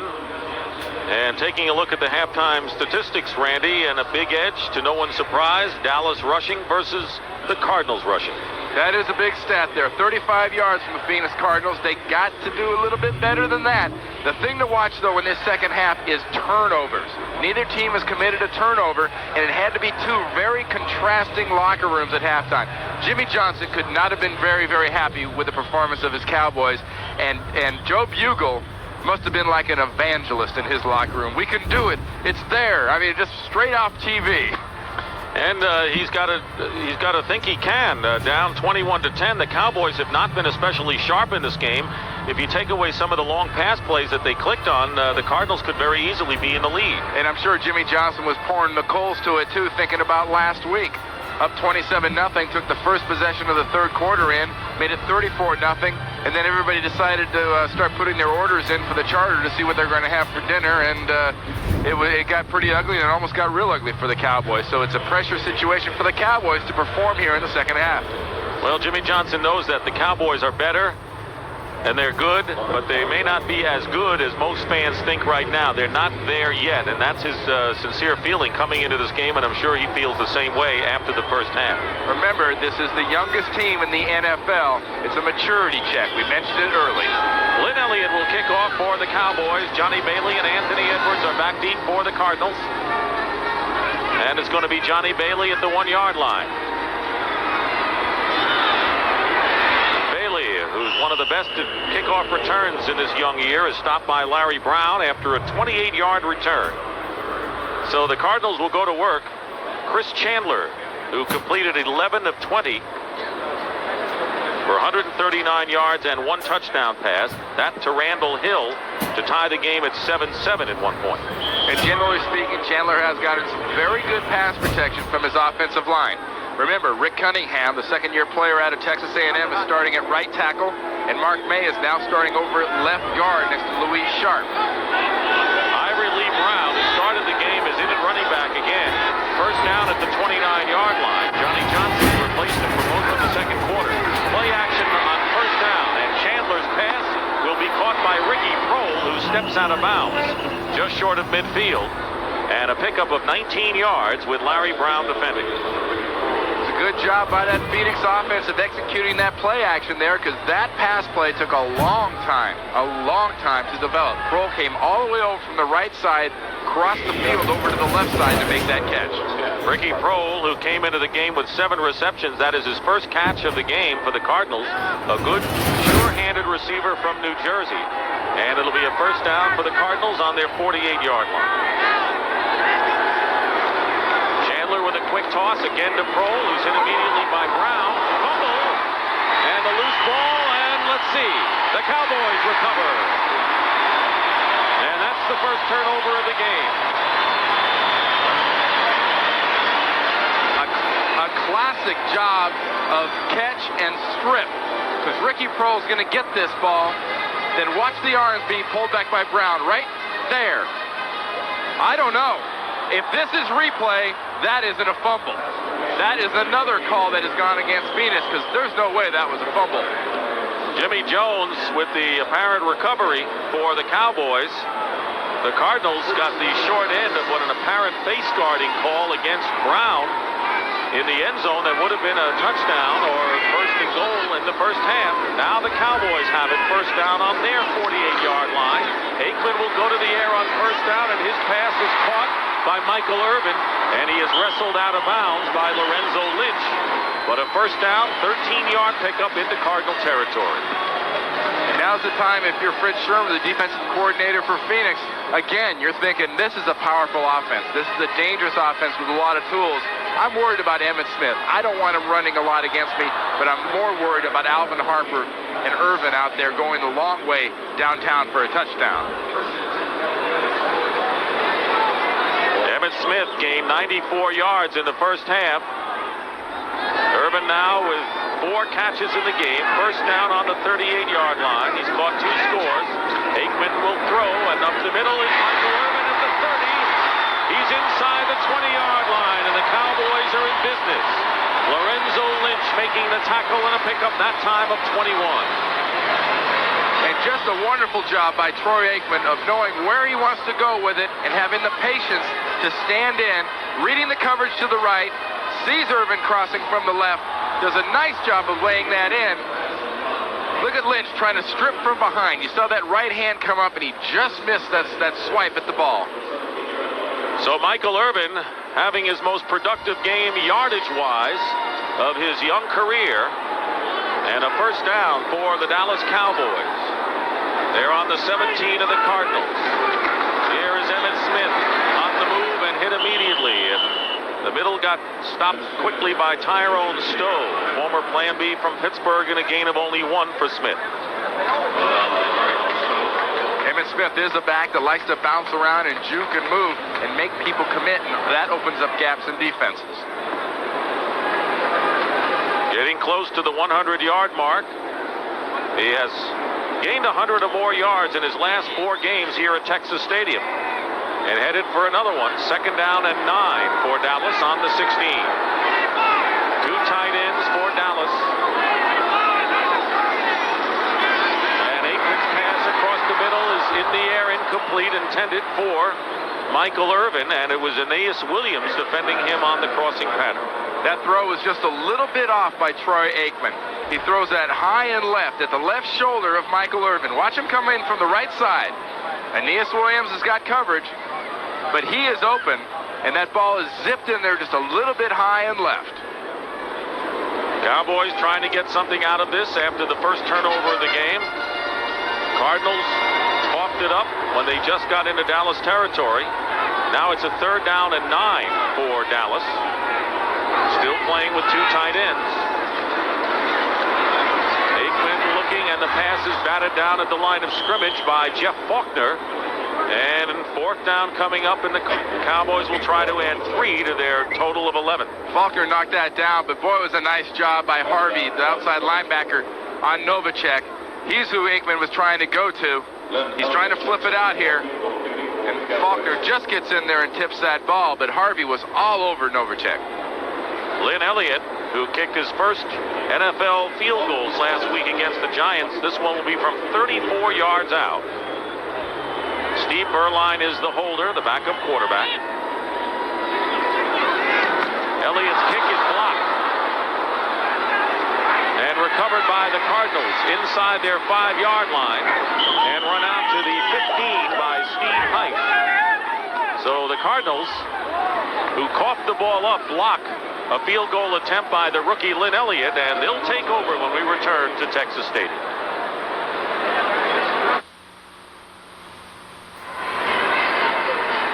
Nothing turns momentum around quicker than a big special teams play. Watch Eric Swan working against Newton here, get a block. Dallas has done this to the last 2 opponents, had big plays on special teams with blocks, and that big paw of Eric Swan's gets one now. That's got to take a little wind out of your sails when you're Dallas. You drive the ball, you're looking sharp, you're kind of got that swagger and sting to your walk, and suddenly they turn you away and on you. Cowboys are keeping the Cardinals in this game. 12:03 remaining in the 3rd quarter. First down on the 17 for Phoenix. Play action fake. Chandler gets away from one rusher, and he flips it out of the backfield to Ivory Lee Brown, and the big running back has a first down beyond the 35-yard line or on the 35. A gain of 18 yards with the rookie Robert Jones defending for Dallas. Nice job by Chandler doing an imitation of a Roman Gabriel kind of move. Big defensive lineman Jones burrowing down on him, gets his arms around him, and Chandler throws him off. Great job by Chandler keeping his poise. Changes in the Cardinal offensive line. Sharp and May are on the left side, but Ed Cunningham had replaced Danny B at center. Vernon Smith is the right guard with Rick Cunningham the right tackle. Cunningham was hobbled after that last play. First down on the 35 of Phoenix. And on the draw play, Ivory Lee Brown, who burned up the World League, averaging nearly 5 yards a carry, picks up 5 right there with Robert Jones making the tackle. Do wonders for the Cardinals' confidence offensively to get this running game going. Only 35 yards rushing in the first half. If they can start popping Ivory Lee Brown loose, big momentum builder. Why does he just call himself Ivory Brown? It'll make it a lot easier for us. Second down and 5.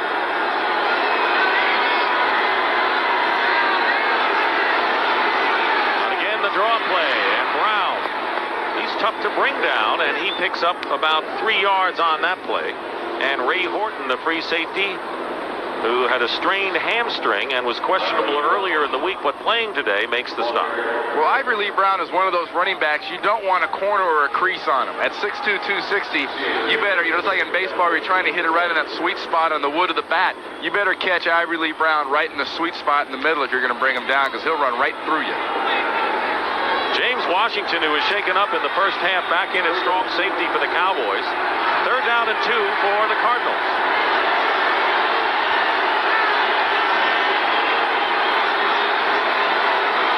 Chandler. Couple of fakes. Watch out. Loose ball. Cowboys have it. Tony Tolbert forced the fumble, and it's recovered by Tony Casillas, and Dallas has the ball again. Chandler never saw Tolbert coming. Never saw him coming. That was a play that was designed to be gone and released within a couple of seconds. Chandler just held that ball too long and paid the price. And he is shaken up. The backup quarterback is Tony Sacca, the rookie from Penn State, and Chris Chandler is on the field shaken up. When you talk about that sweet spot on the baseball bat, this must have sounded like an aluminum bat home run in the College World Series right there. Biyaka. Woof. That had to hurt. One more time. Watch Tolbert working against Cunningham. That's not the lineman's fault. The quarterback steps up like that. The tackle has no idea, and Tolbert drives right through the quarterback. Tony Sacca, second-round draft choice, is the backup quarterback. The Cardinals this week signed Eric Wilhelm, the former Cincinnati Bengal. Mark Herman had been in for a tryout. Wilhelm is inactive for this game. Chandler gets up and walking off on his own power. Joe Bugle out to see that he's all right. Shaking the cobwebs off there. Been a rough year for Cardinal quarterbacks. Tim Rosenbaugh was injured in the first game, and then he suffered the shoulder separation in game 2, and he'll be out about 6 weeks or so. So the Cowboys will start from the Cardinal 34-yard line. They're trying to take advantage of another Phoenix turnover. They didn't the last time. And the handoff off the left side is Emmitt Smith. And a good gain for Smith. And he's very close to another first down and should be over the 100 mark with that run. And that was pure and simple, just bodies on the left side there. You had Tuanay and Newton working over there with Novacek in at tight end, and they just got their bodies on the Cardinal bodies and then enabled Smith to get that corner. So Emmitt Smith now has gone over the 100-yard mark in 6 of the last 8 games for the Cowboys. He has 104 yards, and it'll be a second down and less than a yard.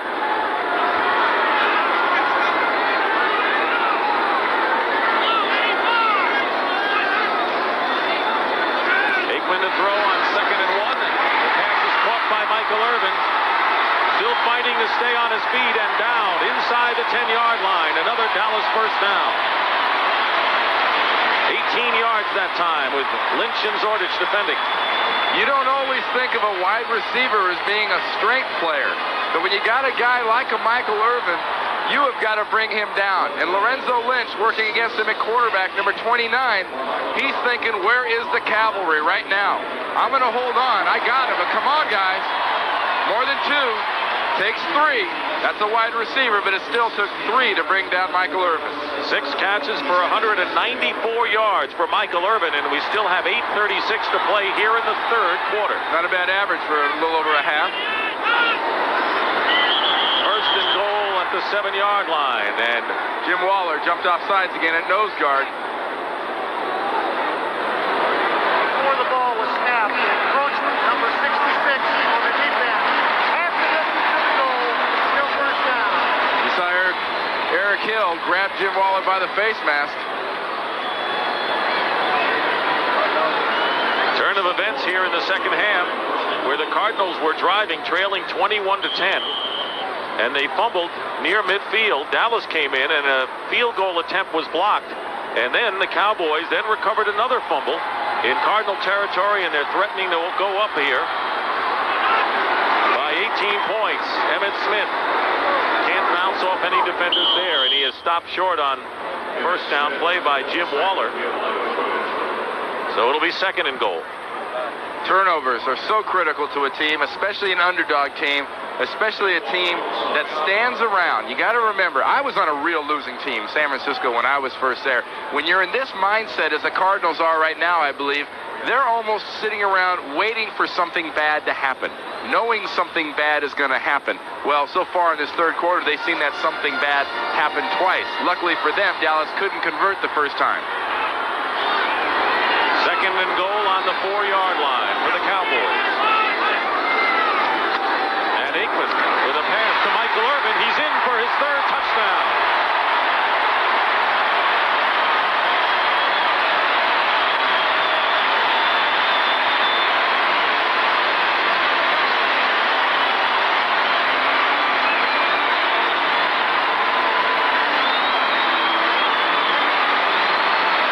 Irvin in motion to the right of the screen. Not real complicated. Goes in motion, then runs a slant right behind the pick by Alfredo Roberts, number 87.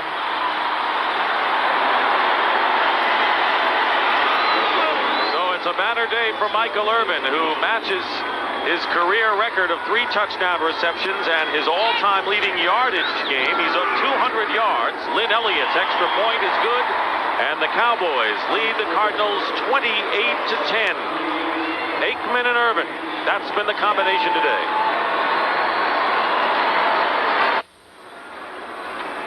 (28-10) Dallas, and Michael Irvin on the receiving end of 3 Troy Aikman touchdown passes. Has good reason to smile. He was a moment ago.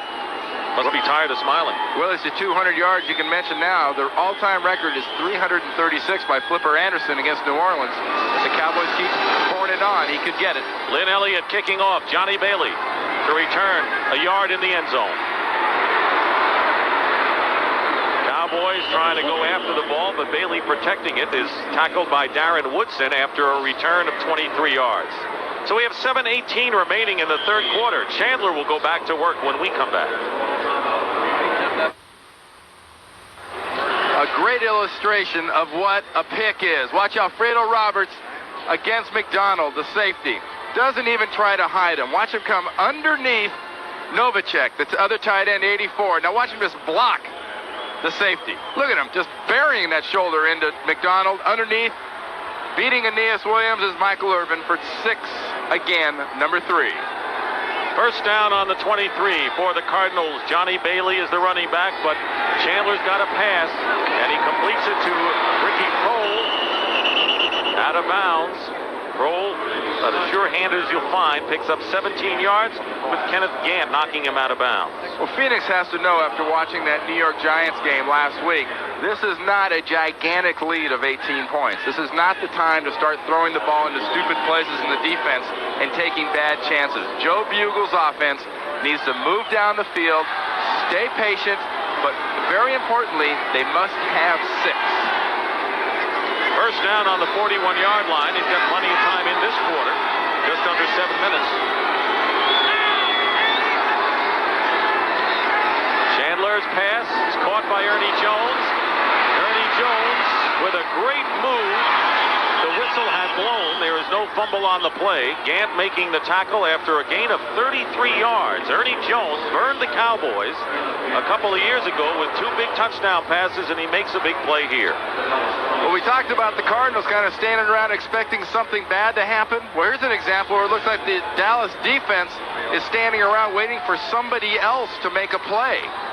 And Gant, luckily for this defense, is the one that comes in and makes the play. Because if not for that tackle, we're talking 6 points Phoenix. First down. Ball on the 27-yard line, and the handoff is to Johnny Bailey, showing some speed, and Bailey close to another first down, and he may have it for the Cardinals. Talk about a changeup. You got a 265-pound back in Ivory Lee Brown who's plodding in power, and all of a sudden you get a little guy who wants to give you that kind of jiggly water bug look. Horton and Washington made the tackle for the Cowboys. And they check the measurement to see whether the Cardinals have a first down, and they will measure. 5:42 to go in the third quarter, and once again the Dallas Cowboys pass defense has been porous, allowing the Cardinals to move the ball up the field. You know, more than just being porous, they just seem extremely passive. It's not an attacking defense right now. Right now the Phoenix Cardinals are taking their offense to the defense. There is very little attack in this Dallas defense. And that's what the Giants were able to do, and they came back in the second half to fall short by 6.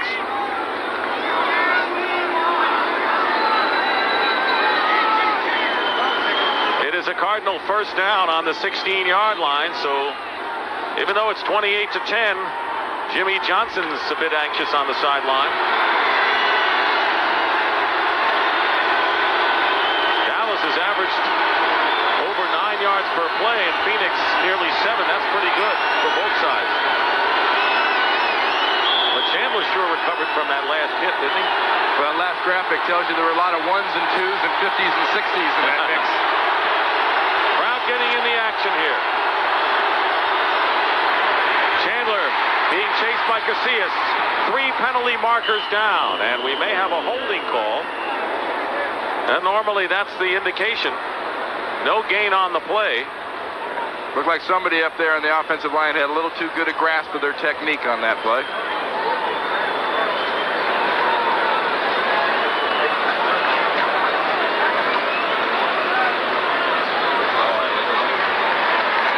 There were 2 penalties against the Cardinals. They'll take the holding penalty, Cowboys, for sure.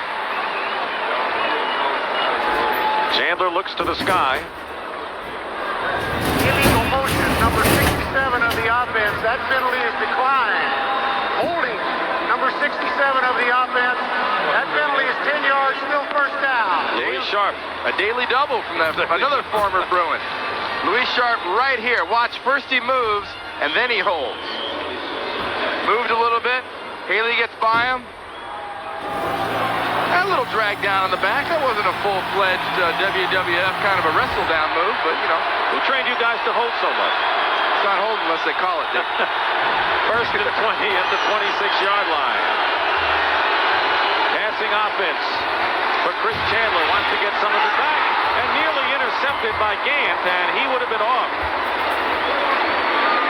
The pass was intended for Ricky Prohl, and Gant very nearly had a pickoff and a score.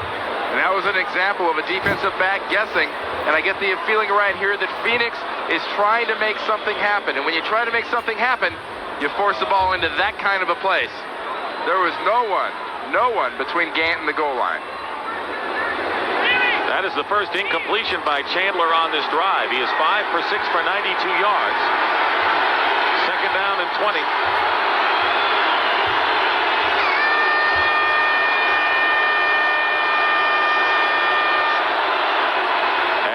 The quick handoff to Larry Centers, and he gets about a yard. So now they need about 18 with under 5 minutes remaining in the third quarter. It's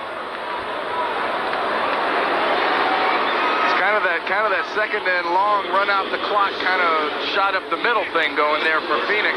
They got down here in the red zone today so far. We've seen some what seems to be uninspired kind of haphazard play calling down here in the red zone. They seem to unleash it pretty well until they get to about the 25 or 20-yard line. They also seem to make a mistake down here, and they let that mistake affect them. They got to fight through those mistakes. Third down and 18. Out of the shotgun. Chandler lost the pass. Jones can't hold on to it. He went up for it, appeared to have it, and then lost it on the way down. So it'll go as an incompleted pass. And fourth down coming up, and Greg Davis will come in to try a field goal for the Cardinals. And a play like that is an illustration between a team like a Cowboys and a Redskins and a Bears. Those guys make those catches. When you're struggling and having a hard time, this isn't a knock on Ernie Jones, but it's all a matter of an attitude thing. When you're going to make that, you think you're a winner, you act like a winner, you make those plays.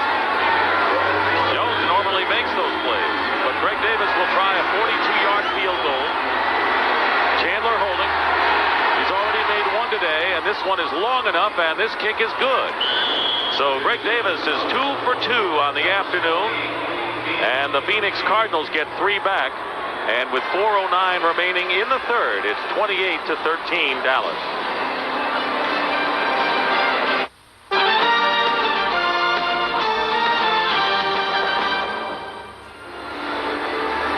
Dick Stockton and Randy Cross back at Texas Stadium in Irving, Texas. The Cowboys lead cut to 28-13 with that much time remaining in the third quarter.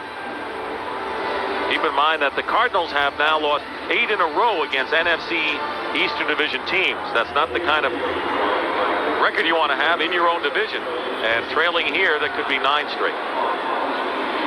And there's a team that might take a little bit of an advantage and also might have a little lightening up of their schedule if they were to realign in the NFL.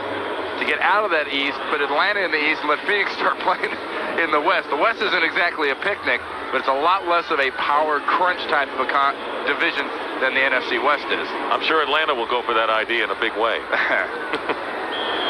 Davis will kick off. And back deep, Irvin Richards and Kenneth Gann. Sails into the end zone and will be down there for a touchback by Gann, and the Cowboys will begin from the 20-yard line. Well, next Saturday on CBS Sports, 2:30 Eastern Time, the pregame show, and then you'll see either the Mets and the Pirates or the Cubs and the Expos. The Pirates won today in extra innings. They had a 5-game lead over the Montreal Expos in the National League East coming into today's action. Pirates won in 13 innings, 3-2 over the Phillies. And the Mets beat Montreal, so it's now a 6-game lead for the Pirates. And they may be too hard to catch at this point. Cowboys with a first down on the 20. Irvin Richards is the running back, and he gets the call, gets tripped up. Otherwise, he would have had a lot more. Gets 6 as it is with Eric Hill making the tackle. This is a situation where the Dallas offense has to show a little moxie, has to show a little killer instinct, and really put things together here. You got a real kind of laissez-faire, relaxed attitude, kind of bored with it all, getting the impression from the Dallas team. They've got to get themselves fired up. 3.5 minutes remaining in the third quarter.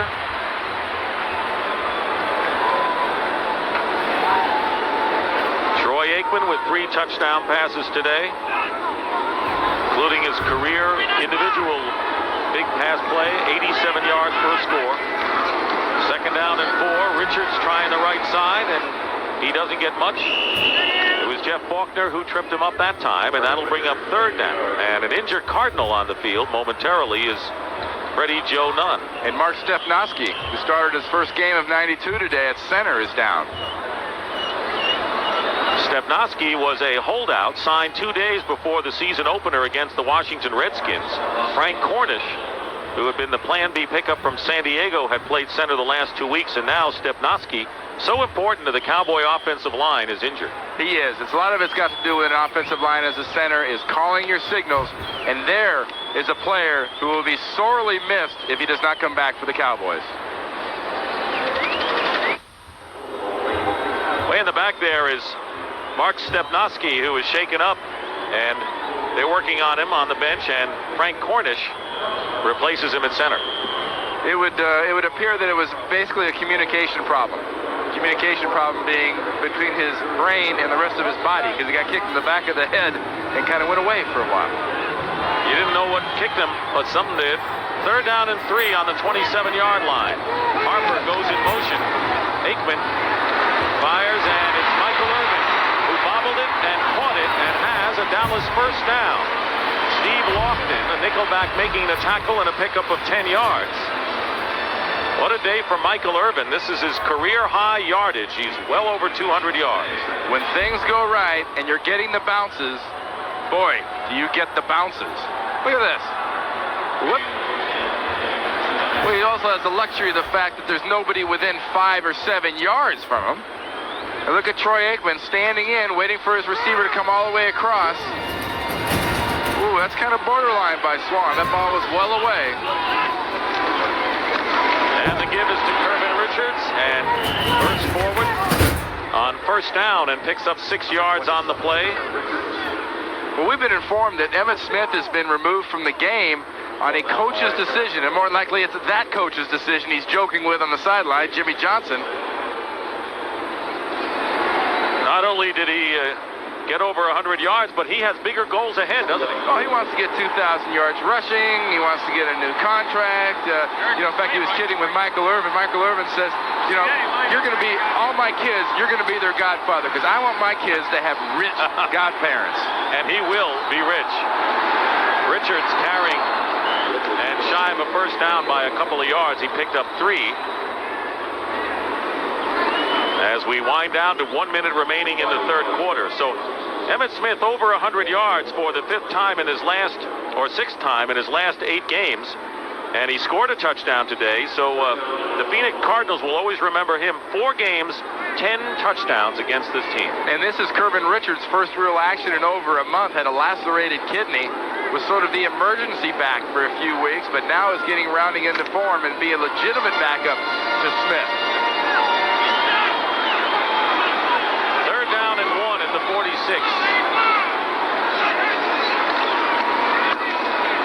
Aikman's pass, Novacek, and that is his first catch of the day.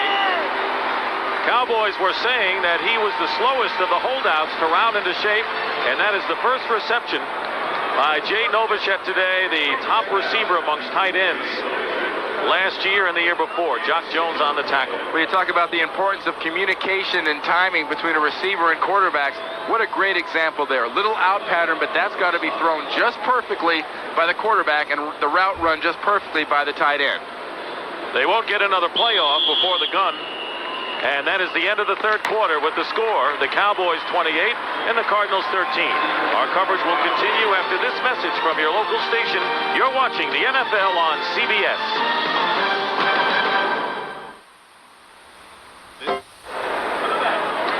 Back at Texas Stadium along with Randy Cross, this is Dick Stockton, and the Cowboys have a first down on the Cardinal 47 as we start the fourth quarter, leading 28-13.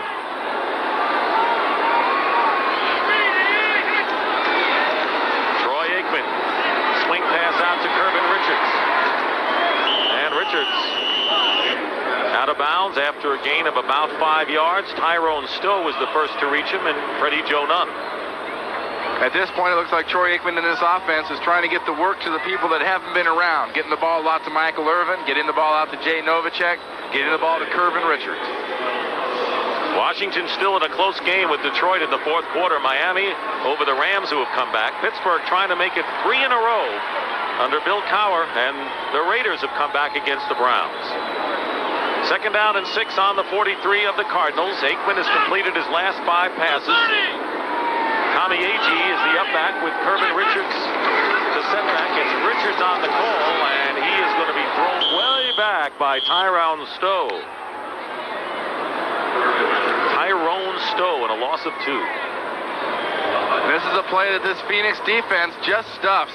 Watch this, trying to be a draw. Swan doesn't bite. He's closing it from the backside on Giesick. He's the one that makes the play, and Stowe comes in to clean up the scraps.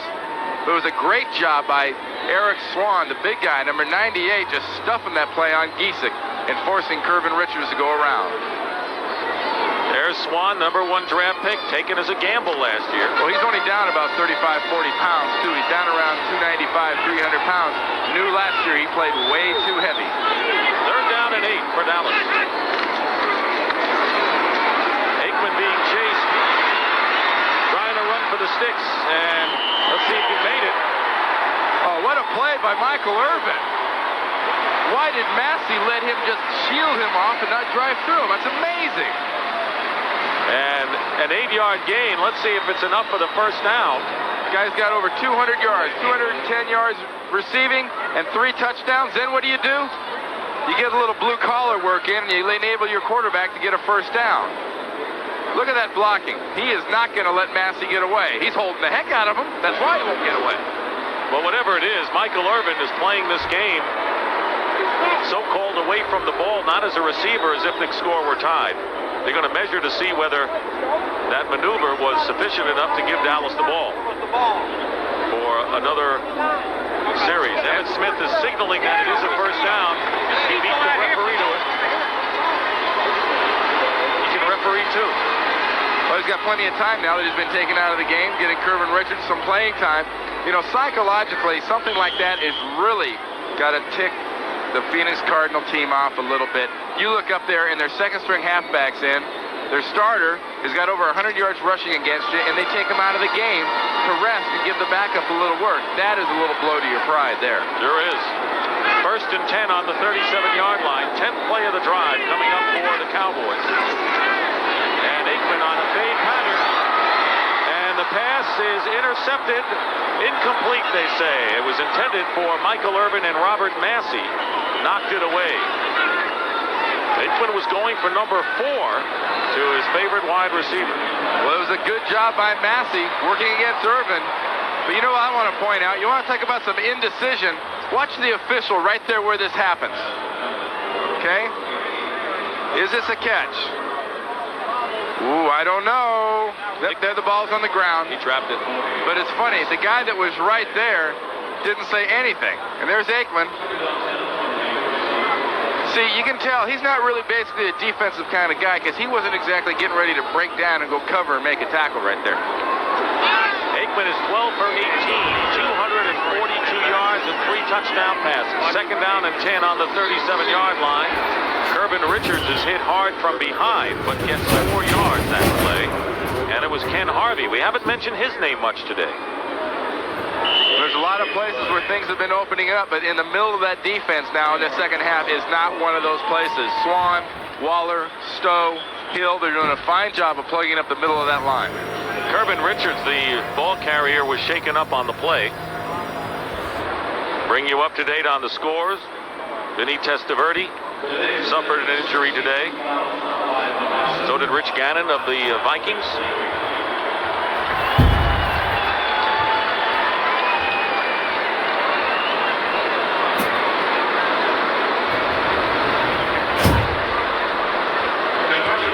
Richards was on injured reserve last year after being a 4th-round draft pick out of the University of Pittsburgh. And right now, for an update, let's check in with Greg Gumbel. Greg? All right, Dick, at Washington, Rodney Peete of the Detroit Lions watched the pump fake, and that frees Willie Green down the sideline 67 yards. That penalty marker was against Washington, and it was refused. The Lions, who have never won at RFK, are within a field goal. 13-10 Redskins, 4th quarter, Dick.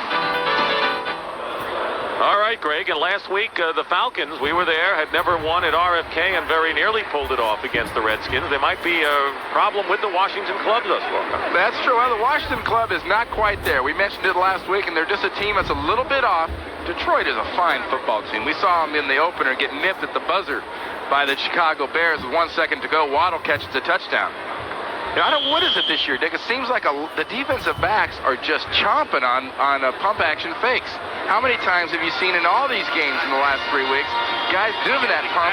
The guy bites. We had it in our game. Aeneas Williams bit early Michael Irvin's touchdown. A lot of over-aggressiveness. Emmitt Smith is back in the lineup and running back for the Cowboys. And the pass, they rule it is a catch by Novacek. And it should be enough for a Dallas first down. Michael Zordich was defending on the play, but let's see where they spot the ball. Emmitt Smith says first down. He's been a good referee so far. He has signaled first down twice today. You know, interesting about the Washington Redskins game, because they know that the Eagles won big and that the Cowboys are winning here.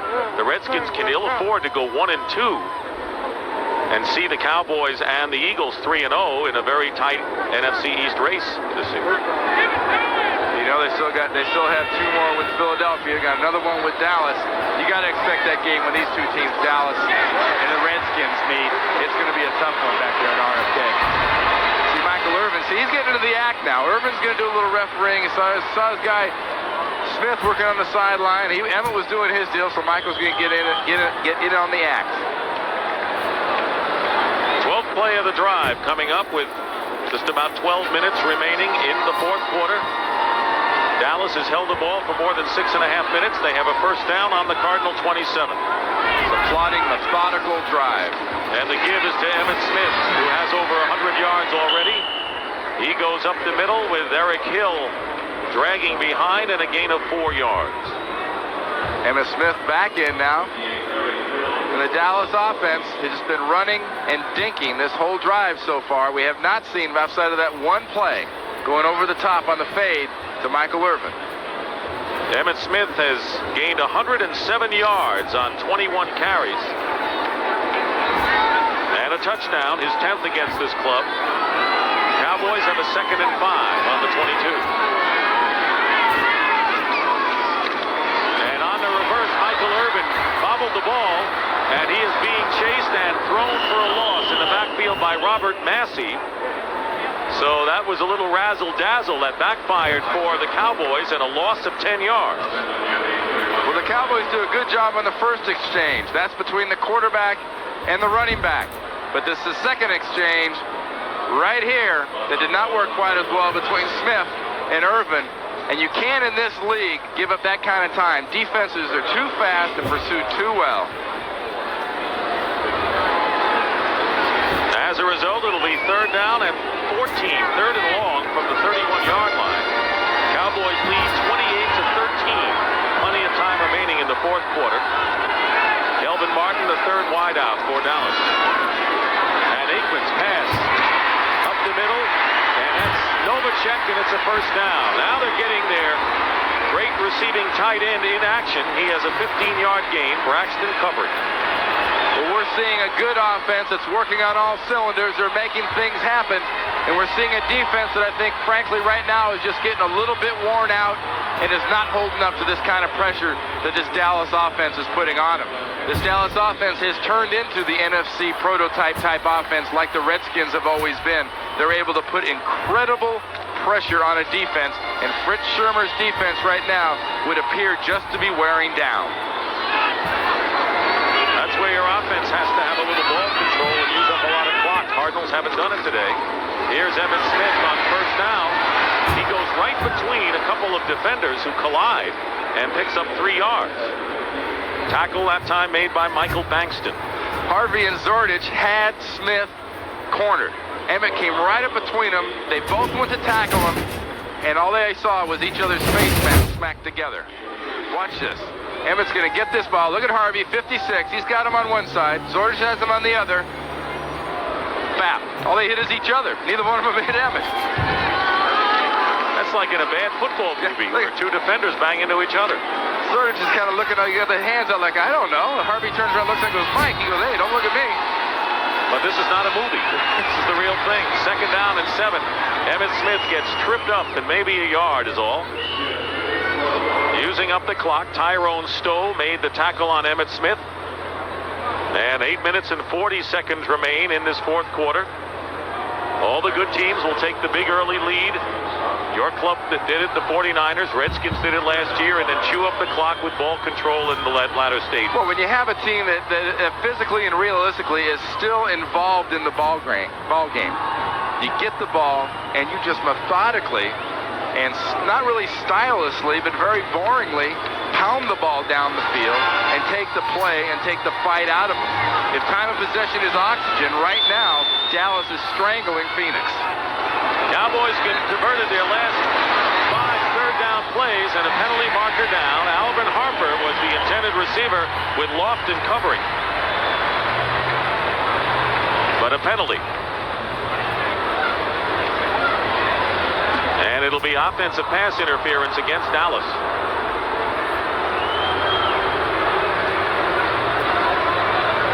We saw earlier where Alfredo Roberts ran a little pick on McDonald. Pass interference, number 84. That penalty is declined. 4th down. Novacek interfered, and it's 4th down. And that invariably is when you get crossing patterns and things happening shallow in the defensive backfield like that is where a tight end just frankly ends up running over or into a linebacker. The official sees it and calls pass interference. Lynn Elliott had a 34-yard attempt blocked in the 3rd quarter. This will be a 29-yard field goal attempt with Steve Berline, the holder. And Elliott's kick this time is good. With just under 8 minutes remaining in the fourth quarter, the Dallas Cowboys have extended their lead to 31-13. In our game summary, what jumps out at you, Michael Irvin, 210 yards, 3 touchdowns, 417 yards total offense by the Cowboys today. And they're leading 31-13 and heading for their third straight win of the year. And Emmitt Smith has had a big role as well. He is standing behind Tony Tolbert. To me, the biggest difference in the second half, Dick, has been those 2 Phoenix turnovers. Dallas has not turned over the ball. Dallas has not been particularly inspired offensively. They've just been methodical and done really what they had to do and nothing more. Lynn Elliott, who won the job in the final preseason game, rookie from Texas Tech, a free agent, will kick off for the Cowboys. Johnny Bailey is back there with Anthony Edwards. Bailey, number 20. And remember, these 2 teams have next week off. The NFC East is on a bye next week. Jimmy Johnson said, next week you have off, make sure you don't take this Sunday off.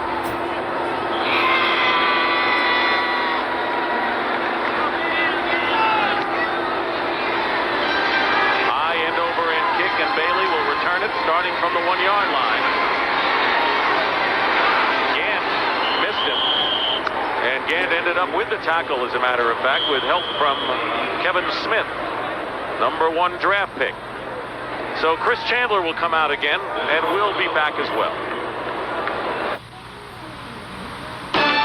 CBS Sports coverage of the National Football League is sponsored by Mercedes-Benz, builders of fine automobiles since 1886. The people at Nike, who encourage you to just do it. And by Miller Reserve, taste what barley does for beer.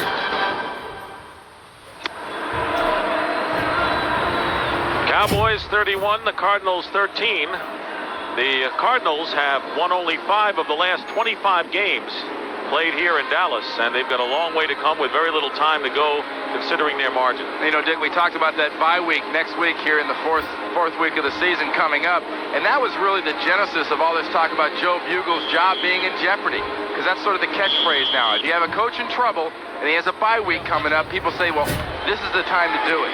This is not the time to do it with Joe Bugel. You got to give this guy more of a chance, in my opinion. This is not a very strong organization, and they do not have that good a talent. That's a great point. I second that one. First down on the 19-yard line. Chandler dumps it off to Bailey. And Bailey, with a good nifty bit of running after the catch, better than a good bit of running, is pushed out of bounds at the 42-yard line by Larry Brown, and a gain of 23 yards. Robert Massey, the cornerback, a little difference of opinion there. You know, I agree with you. Next week, of course, the NFC East is off, but then look at these teams. Redskins, Giants on the road, never easy. New Orleans at home and at Philadelphia. And I'm not even talking about San Francisco the week after. So the Phoenix Cardinals really have their work cut out. And, you know, it's an organizational thing, and this has been an organization that has struggled for many years in 3 different cities. First and 10 at the 42-yard line, so it's not just one man's fault. Pass from Chandler is complete to Larry Centers, and the running back has another first down for the Cardinals into Cowboy territory, with Kenneth Gant making the stop. If you're thinking 3 scores real quick, the first one has got to be a quick one. It's got to be a lightning hit. You got to look to a Randall Hill or an Ernie Jones to get you on the board real quick if you're Phoenix right here. First down on the Cowboy 46-yard line. Chandler has time, and the pass is caught by Ernie Jones. And another big gain inside the 30. 17 more yards for the Cardinals, who are practically running a 2-minute offense at this point. Well, they're in their 6-minute and 40-second offense right now, Dick. They need 3 scores, and they can't waste any more seconds than they have to offensively. Washington and Horton made the stop on the last play for Dallas. Under 6.5 minutes to play in the fourth quarter. First down on the 29. Chandler flips it to Bailey. And Bailey inside the 20-yard line will have another first down for the Cardinals. It was Godfrey Miles making the stop for Dallas, as the Cowboys use a lot of their reserves defensively, but a pickup of 12. And the thinking behind that for the Phoenix Cardinals is they know they just watched the Dallas Cowboys run 11 minutes and 11 seconds off of the clock in that last drive. They have the urgency because they know they must score now and hope the defense can stop the 3 and out. On the 17-yard line, first down, and the pass is almost intercepted. That should have been. Kevin Smith, the number 17 pick out of Texas A&M, had it in his hand. Well, the rookie from A&M gets a face full of Wilson. He's thinking right now, I got family at the game, I've got family watching on TV, I've got it, I had it. Right in the face, down through his arms, between his legs, and down. Ernie Jones was the intended receiver. So that'll bring up second down from the 17. Smith is a good example of that real talent-rich backup position they have here in Dallas. Chandler dumps it off to Larry Centers. Centers on the run to the 5-yard line and inside the 5 for another Cardinal first down. Clock is running, 5:35 to go. That game was good for 14 yards. Making the tackle was James Washington. Keep in mind that the Cowboys acquired safety Thomas Everett from the Pittsburgh Steelers for a number 5 draft pick next year. And here's this play again, just a little flip. Center sees the blitz, sees the pressure, turns around, gets the ball. Phoenix has brought in all 4 of their tight ends here. First and goal on the 3-yard line. And the give is to Ivory Lee Brown, still on his feet. And Brown fights his way to the 1-yard line. Well, he'd rather run around than run through. Robert Jones brought him down finally. Well, we mentioned the 4 tight ends are in. And for Phoenix, it's Walter Reeves, number 89, Willie Wright, number 80. You got Butch Roll, number 82, and Derek Ware, number 85. Roll's caught a couple passes, but none of those tight ends is what you would consider a threat of being a pass receiver. Dallas is thinking run the whole way when they see those guys in the game. Mark May was shaken up. He, of course, a Plan B pickup from San Diego, and, of course, well known by Joe Bugle, who coached him as one of the Hogs in Washington, and moved from this game from right tackle to left guard, and he is shaken up on the play.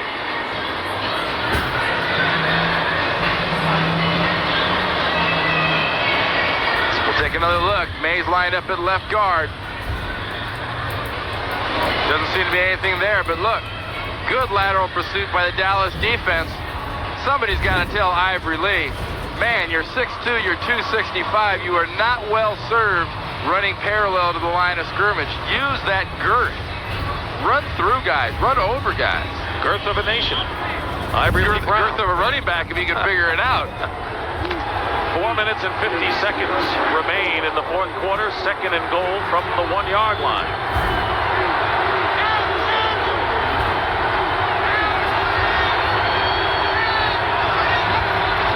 They go to Ivory Lee Brown, and he'll score a touchdown. Ivory Lee Brown with his first NFL touchdown from 1 yard out with nearly 5 minutes remaining in this fourth quarter. And it is now 28-19. Now, does he get his shoulders ever turned away from the end zone? No way. And you think Ken Norton wants to step up there and put his face right in the middle of those legs? Another no way. One more time. Shortest distance between 2 points for a running back is straight ahead. 31-19 is the score, and Greg Davis will try to bring the Cardinals in to within 11 points, and he does. So it's 31-20 with 4:47 remaining.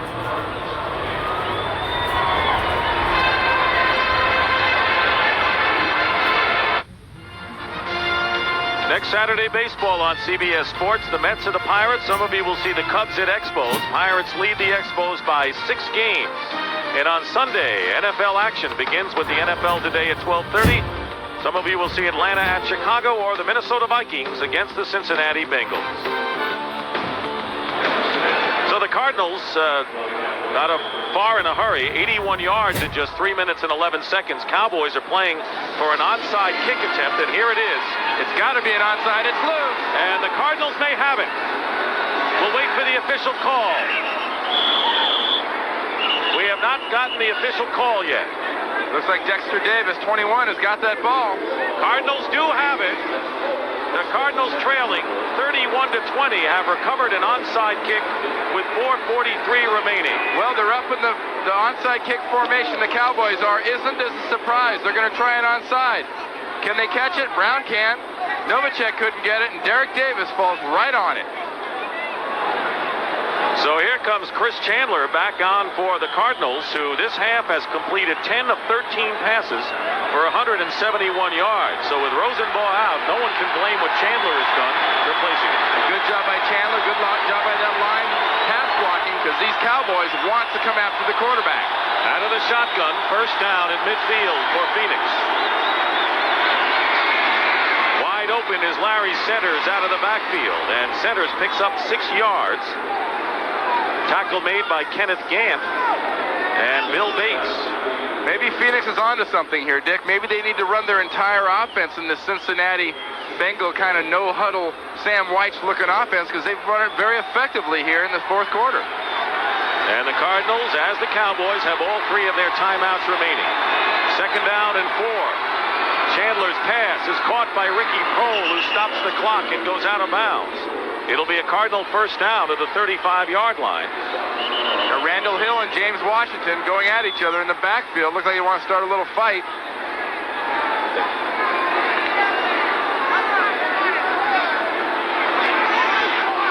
Keep in mind, the Cowboys were in front 34-0 last week against the Giants and held on to win 34-28. They were up 31-13. The Cardinals have only scored 1 touchdown since that point, but they're threatening again with 4:09 remaining. We're again seeing a Dallas defense that seems to be standing around waiting for somebody else to make something happen. Phoenix has been successful passing. There's the first down play, and it's incomplete. Gant was covering Ricky Prohl all the way. 4:05 remaining in the fourth quarter. The Cardinals need 2 touchdowns. They are trailing 31-20, so a touchdown and a field goal would leave them 1 point short. So with very little time, they need a lot of points, and each team has all 3 of their timeouts remaining. Well, the sense of urgency for Joe Bugel and the Cardinals naturally is getting 2 scores. It is also knowing that if they give Dallas back the ball, they will not get it back.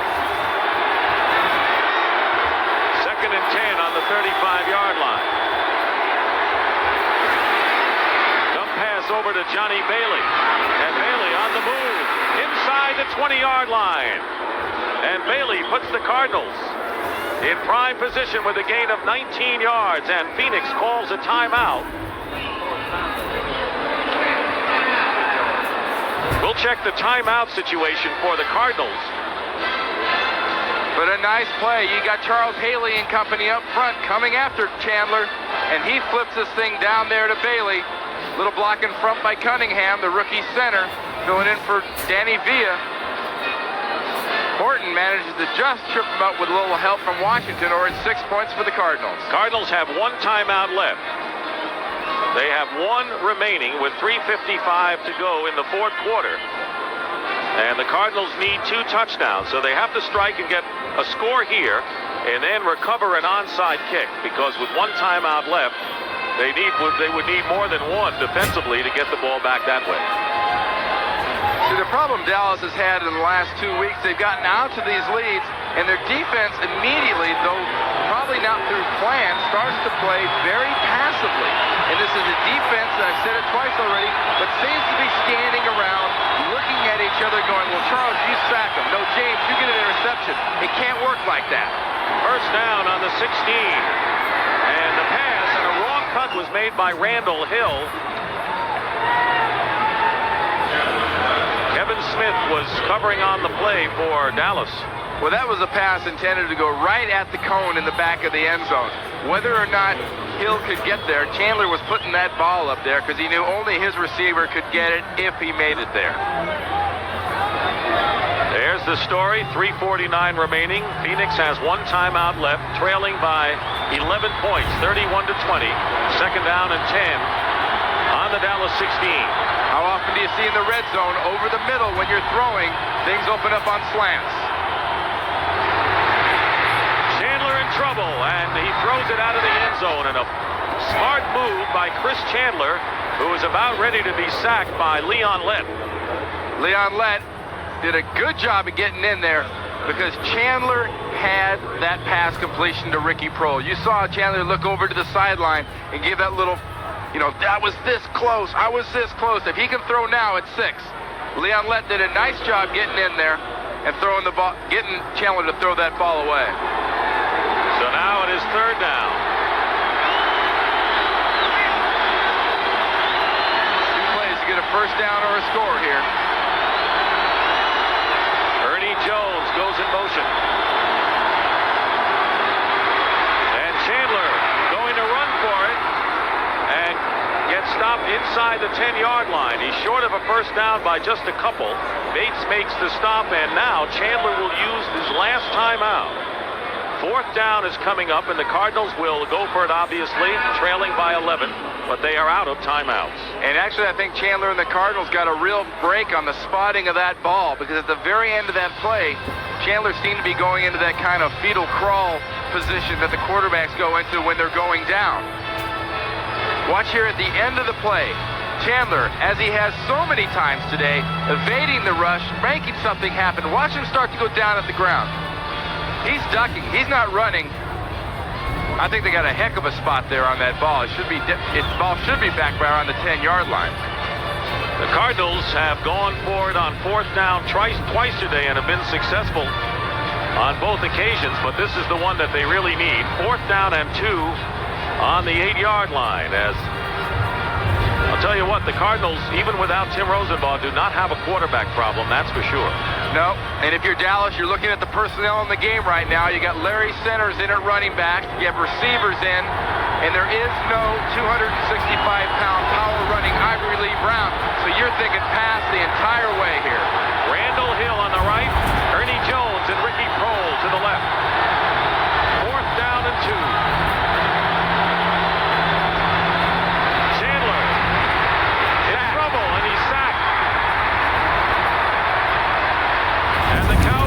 The defensive play to take over on downs. It was Tony Tolbert, and that is the first sack of the game for either side. Gosh, what a surprise.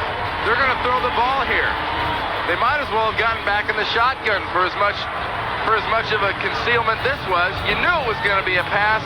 They're bringing the blitz. Gann's coming in out of the slot from the right, and now it's Haley making him step up, and Tolbert getting the scraps and taking down Chandler. Good job by the Dallas defensive line, putting a pass rush on when they knew it was a pass and knew they had to have it. So the Dallas Cowboys defense clamps down. Keep in mind the Cardinals needed 2 touchdowns, but they come up empty, and the Cowboys take over on downs with 3:22 to play, and the Phoenix Cardinals are out of timeouts. First down on the 14-yard line.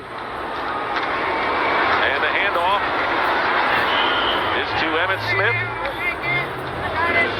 Cardinals can't stop the clock, and while we have a moment, we want to thank some people. Our game today here at Texas Stadium, produced by Mark Wolf and directed by Bob Mattina. The NFL Today, produced by Eric Mann and directed by Duke Struck. And the senior producer of the NFL on CBS is Ed Gorin. And we also like to thank Marty Aronoff and Dave Corris for their work up here in the booth. Well, Joe Bugle now will have probably the longest week off that he's ever had. It's going to be a tough, long 2 weeks right now for Bugle, but you know what? This game isn't over. If Dallas does not get a first down, Phoenix will get the ball back. 2nd down and 11. Here's Emmitt Smith again protecting the ball, and Eric Hill hits him immediately. The clock will stop here at the 2-minute warning, and Dallas will have one more play. So with about a minute or so, give or take a few seconds, Phoenix and Chandler will get another shot. Well, the best of times could be, well, not quite right now, but in the coming future. It's not too far off. And for the worst of times, that's the old story about there's a light at the end of the tunnel for the Phoenix Cardinals, but it's a train. That's always a harrowing thought when you hear people say that, Randy. We're down to the 2-minute warning here. Dallas leading.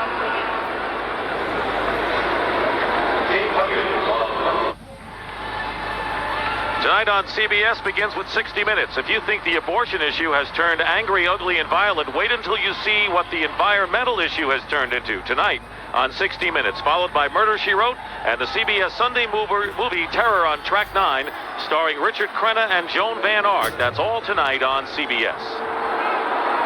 2 minutes remaining in the fourth quarter. 3rd down and 10 coming up for the Cowboys. And nothing fancy. Emmitt Smith is stopped short. And the Cardinals will get the ball again. Eric Swan making the tackle on Smith, who went over the 100-yard mark again today for the 6th time in 8 games. Yeah, I know they need 2 touchdowns. They need 2 scores, but I love seeing an offense get the ball back in this situation because I like watching these wide open situations at the end of a game where they're going to be throwing it and chucking it, and it's fun to watch football. It's always a shame that offenses can't operate that wide open other times of the game. Yeah, it seems to work whenever they do it at other times of the game. Mike Saxon will kick from the goal line, and Johnny Bailey is back deep for the Cardinals. That's Bailey, who's got good speed. Dallas calls one of their timeouts just before they're going to be penalized. So the Cowboys use their first.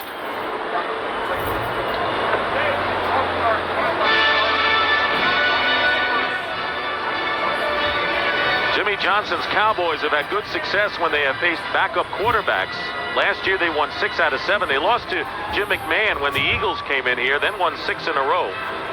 So they have not let the reserve quarterbacks beat them, and it could be 7-1 after this game. Well, this could almost be qualified as a moral victory for Joe Bugel and the Phoenix Cardinals. They hung close against a team that was strong, that did look awful good on paper coming into this game. They kept it tight. They played hard. But what Joe Bugel and this team needs is not moral victories. They need a W. That's what they say about losing teams. They play well enough to lose. They lose the close ones.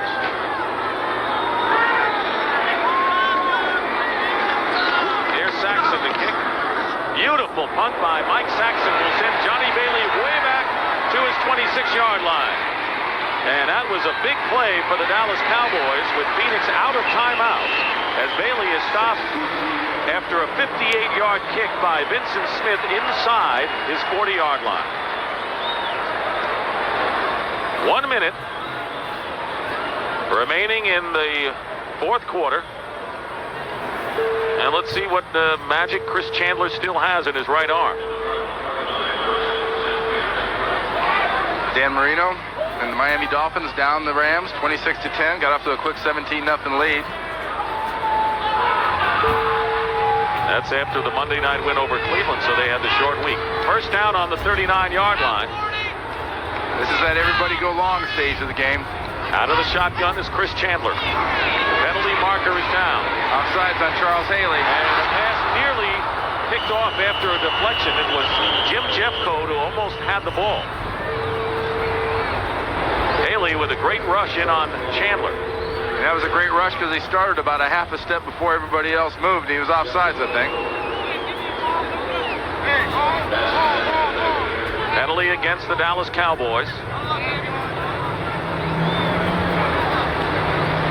Offside.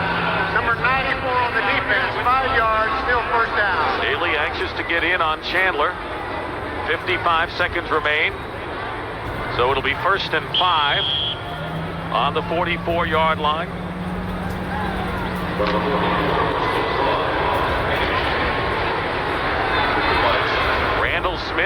Randall Hill, I should say, out to the left. Pass over the middle to Centers. Larry Centers gets into Dallas territory and has it up for the first down. But the Cardinals out of timeouts. Clock continues to run after the gain of 9. Darren Woodson making the tackle. But some big days for the Dallas Cowboy offensive performers. Emmitt Smith with 112 yards today. Michael Irvin with 210 yards and 3 touchdowns. Chandler's pass is caught by Johnny Johnson over the middle, and he's got the first down of the 35 of Dallas. It was Bill Bates that time. Troy Aikman, 14 of 21, 263 yards and 3 scores. All of them to Michael Irvin. And this could be the last play. Chandler's pass is caught by Larry Centers.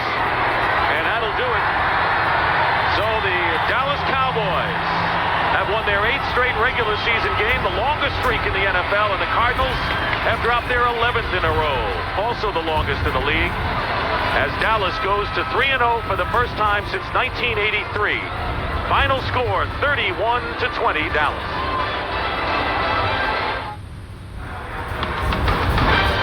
And so for Randy Cross, this is Dick Stockton saying so long from Texas Stadium with a final score, the Dallas Cowboys 31, the Phoenix Cardinals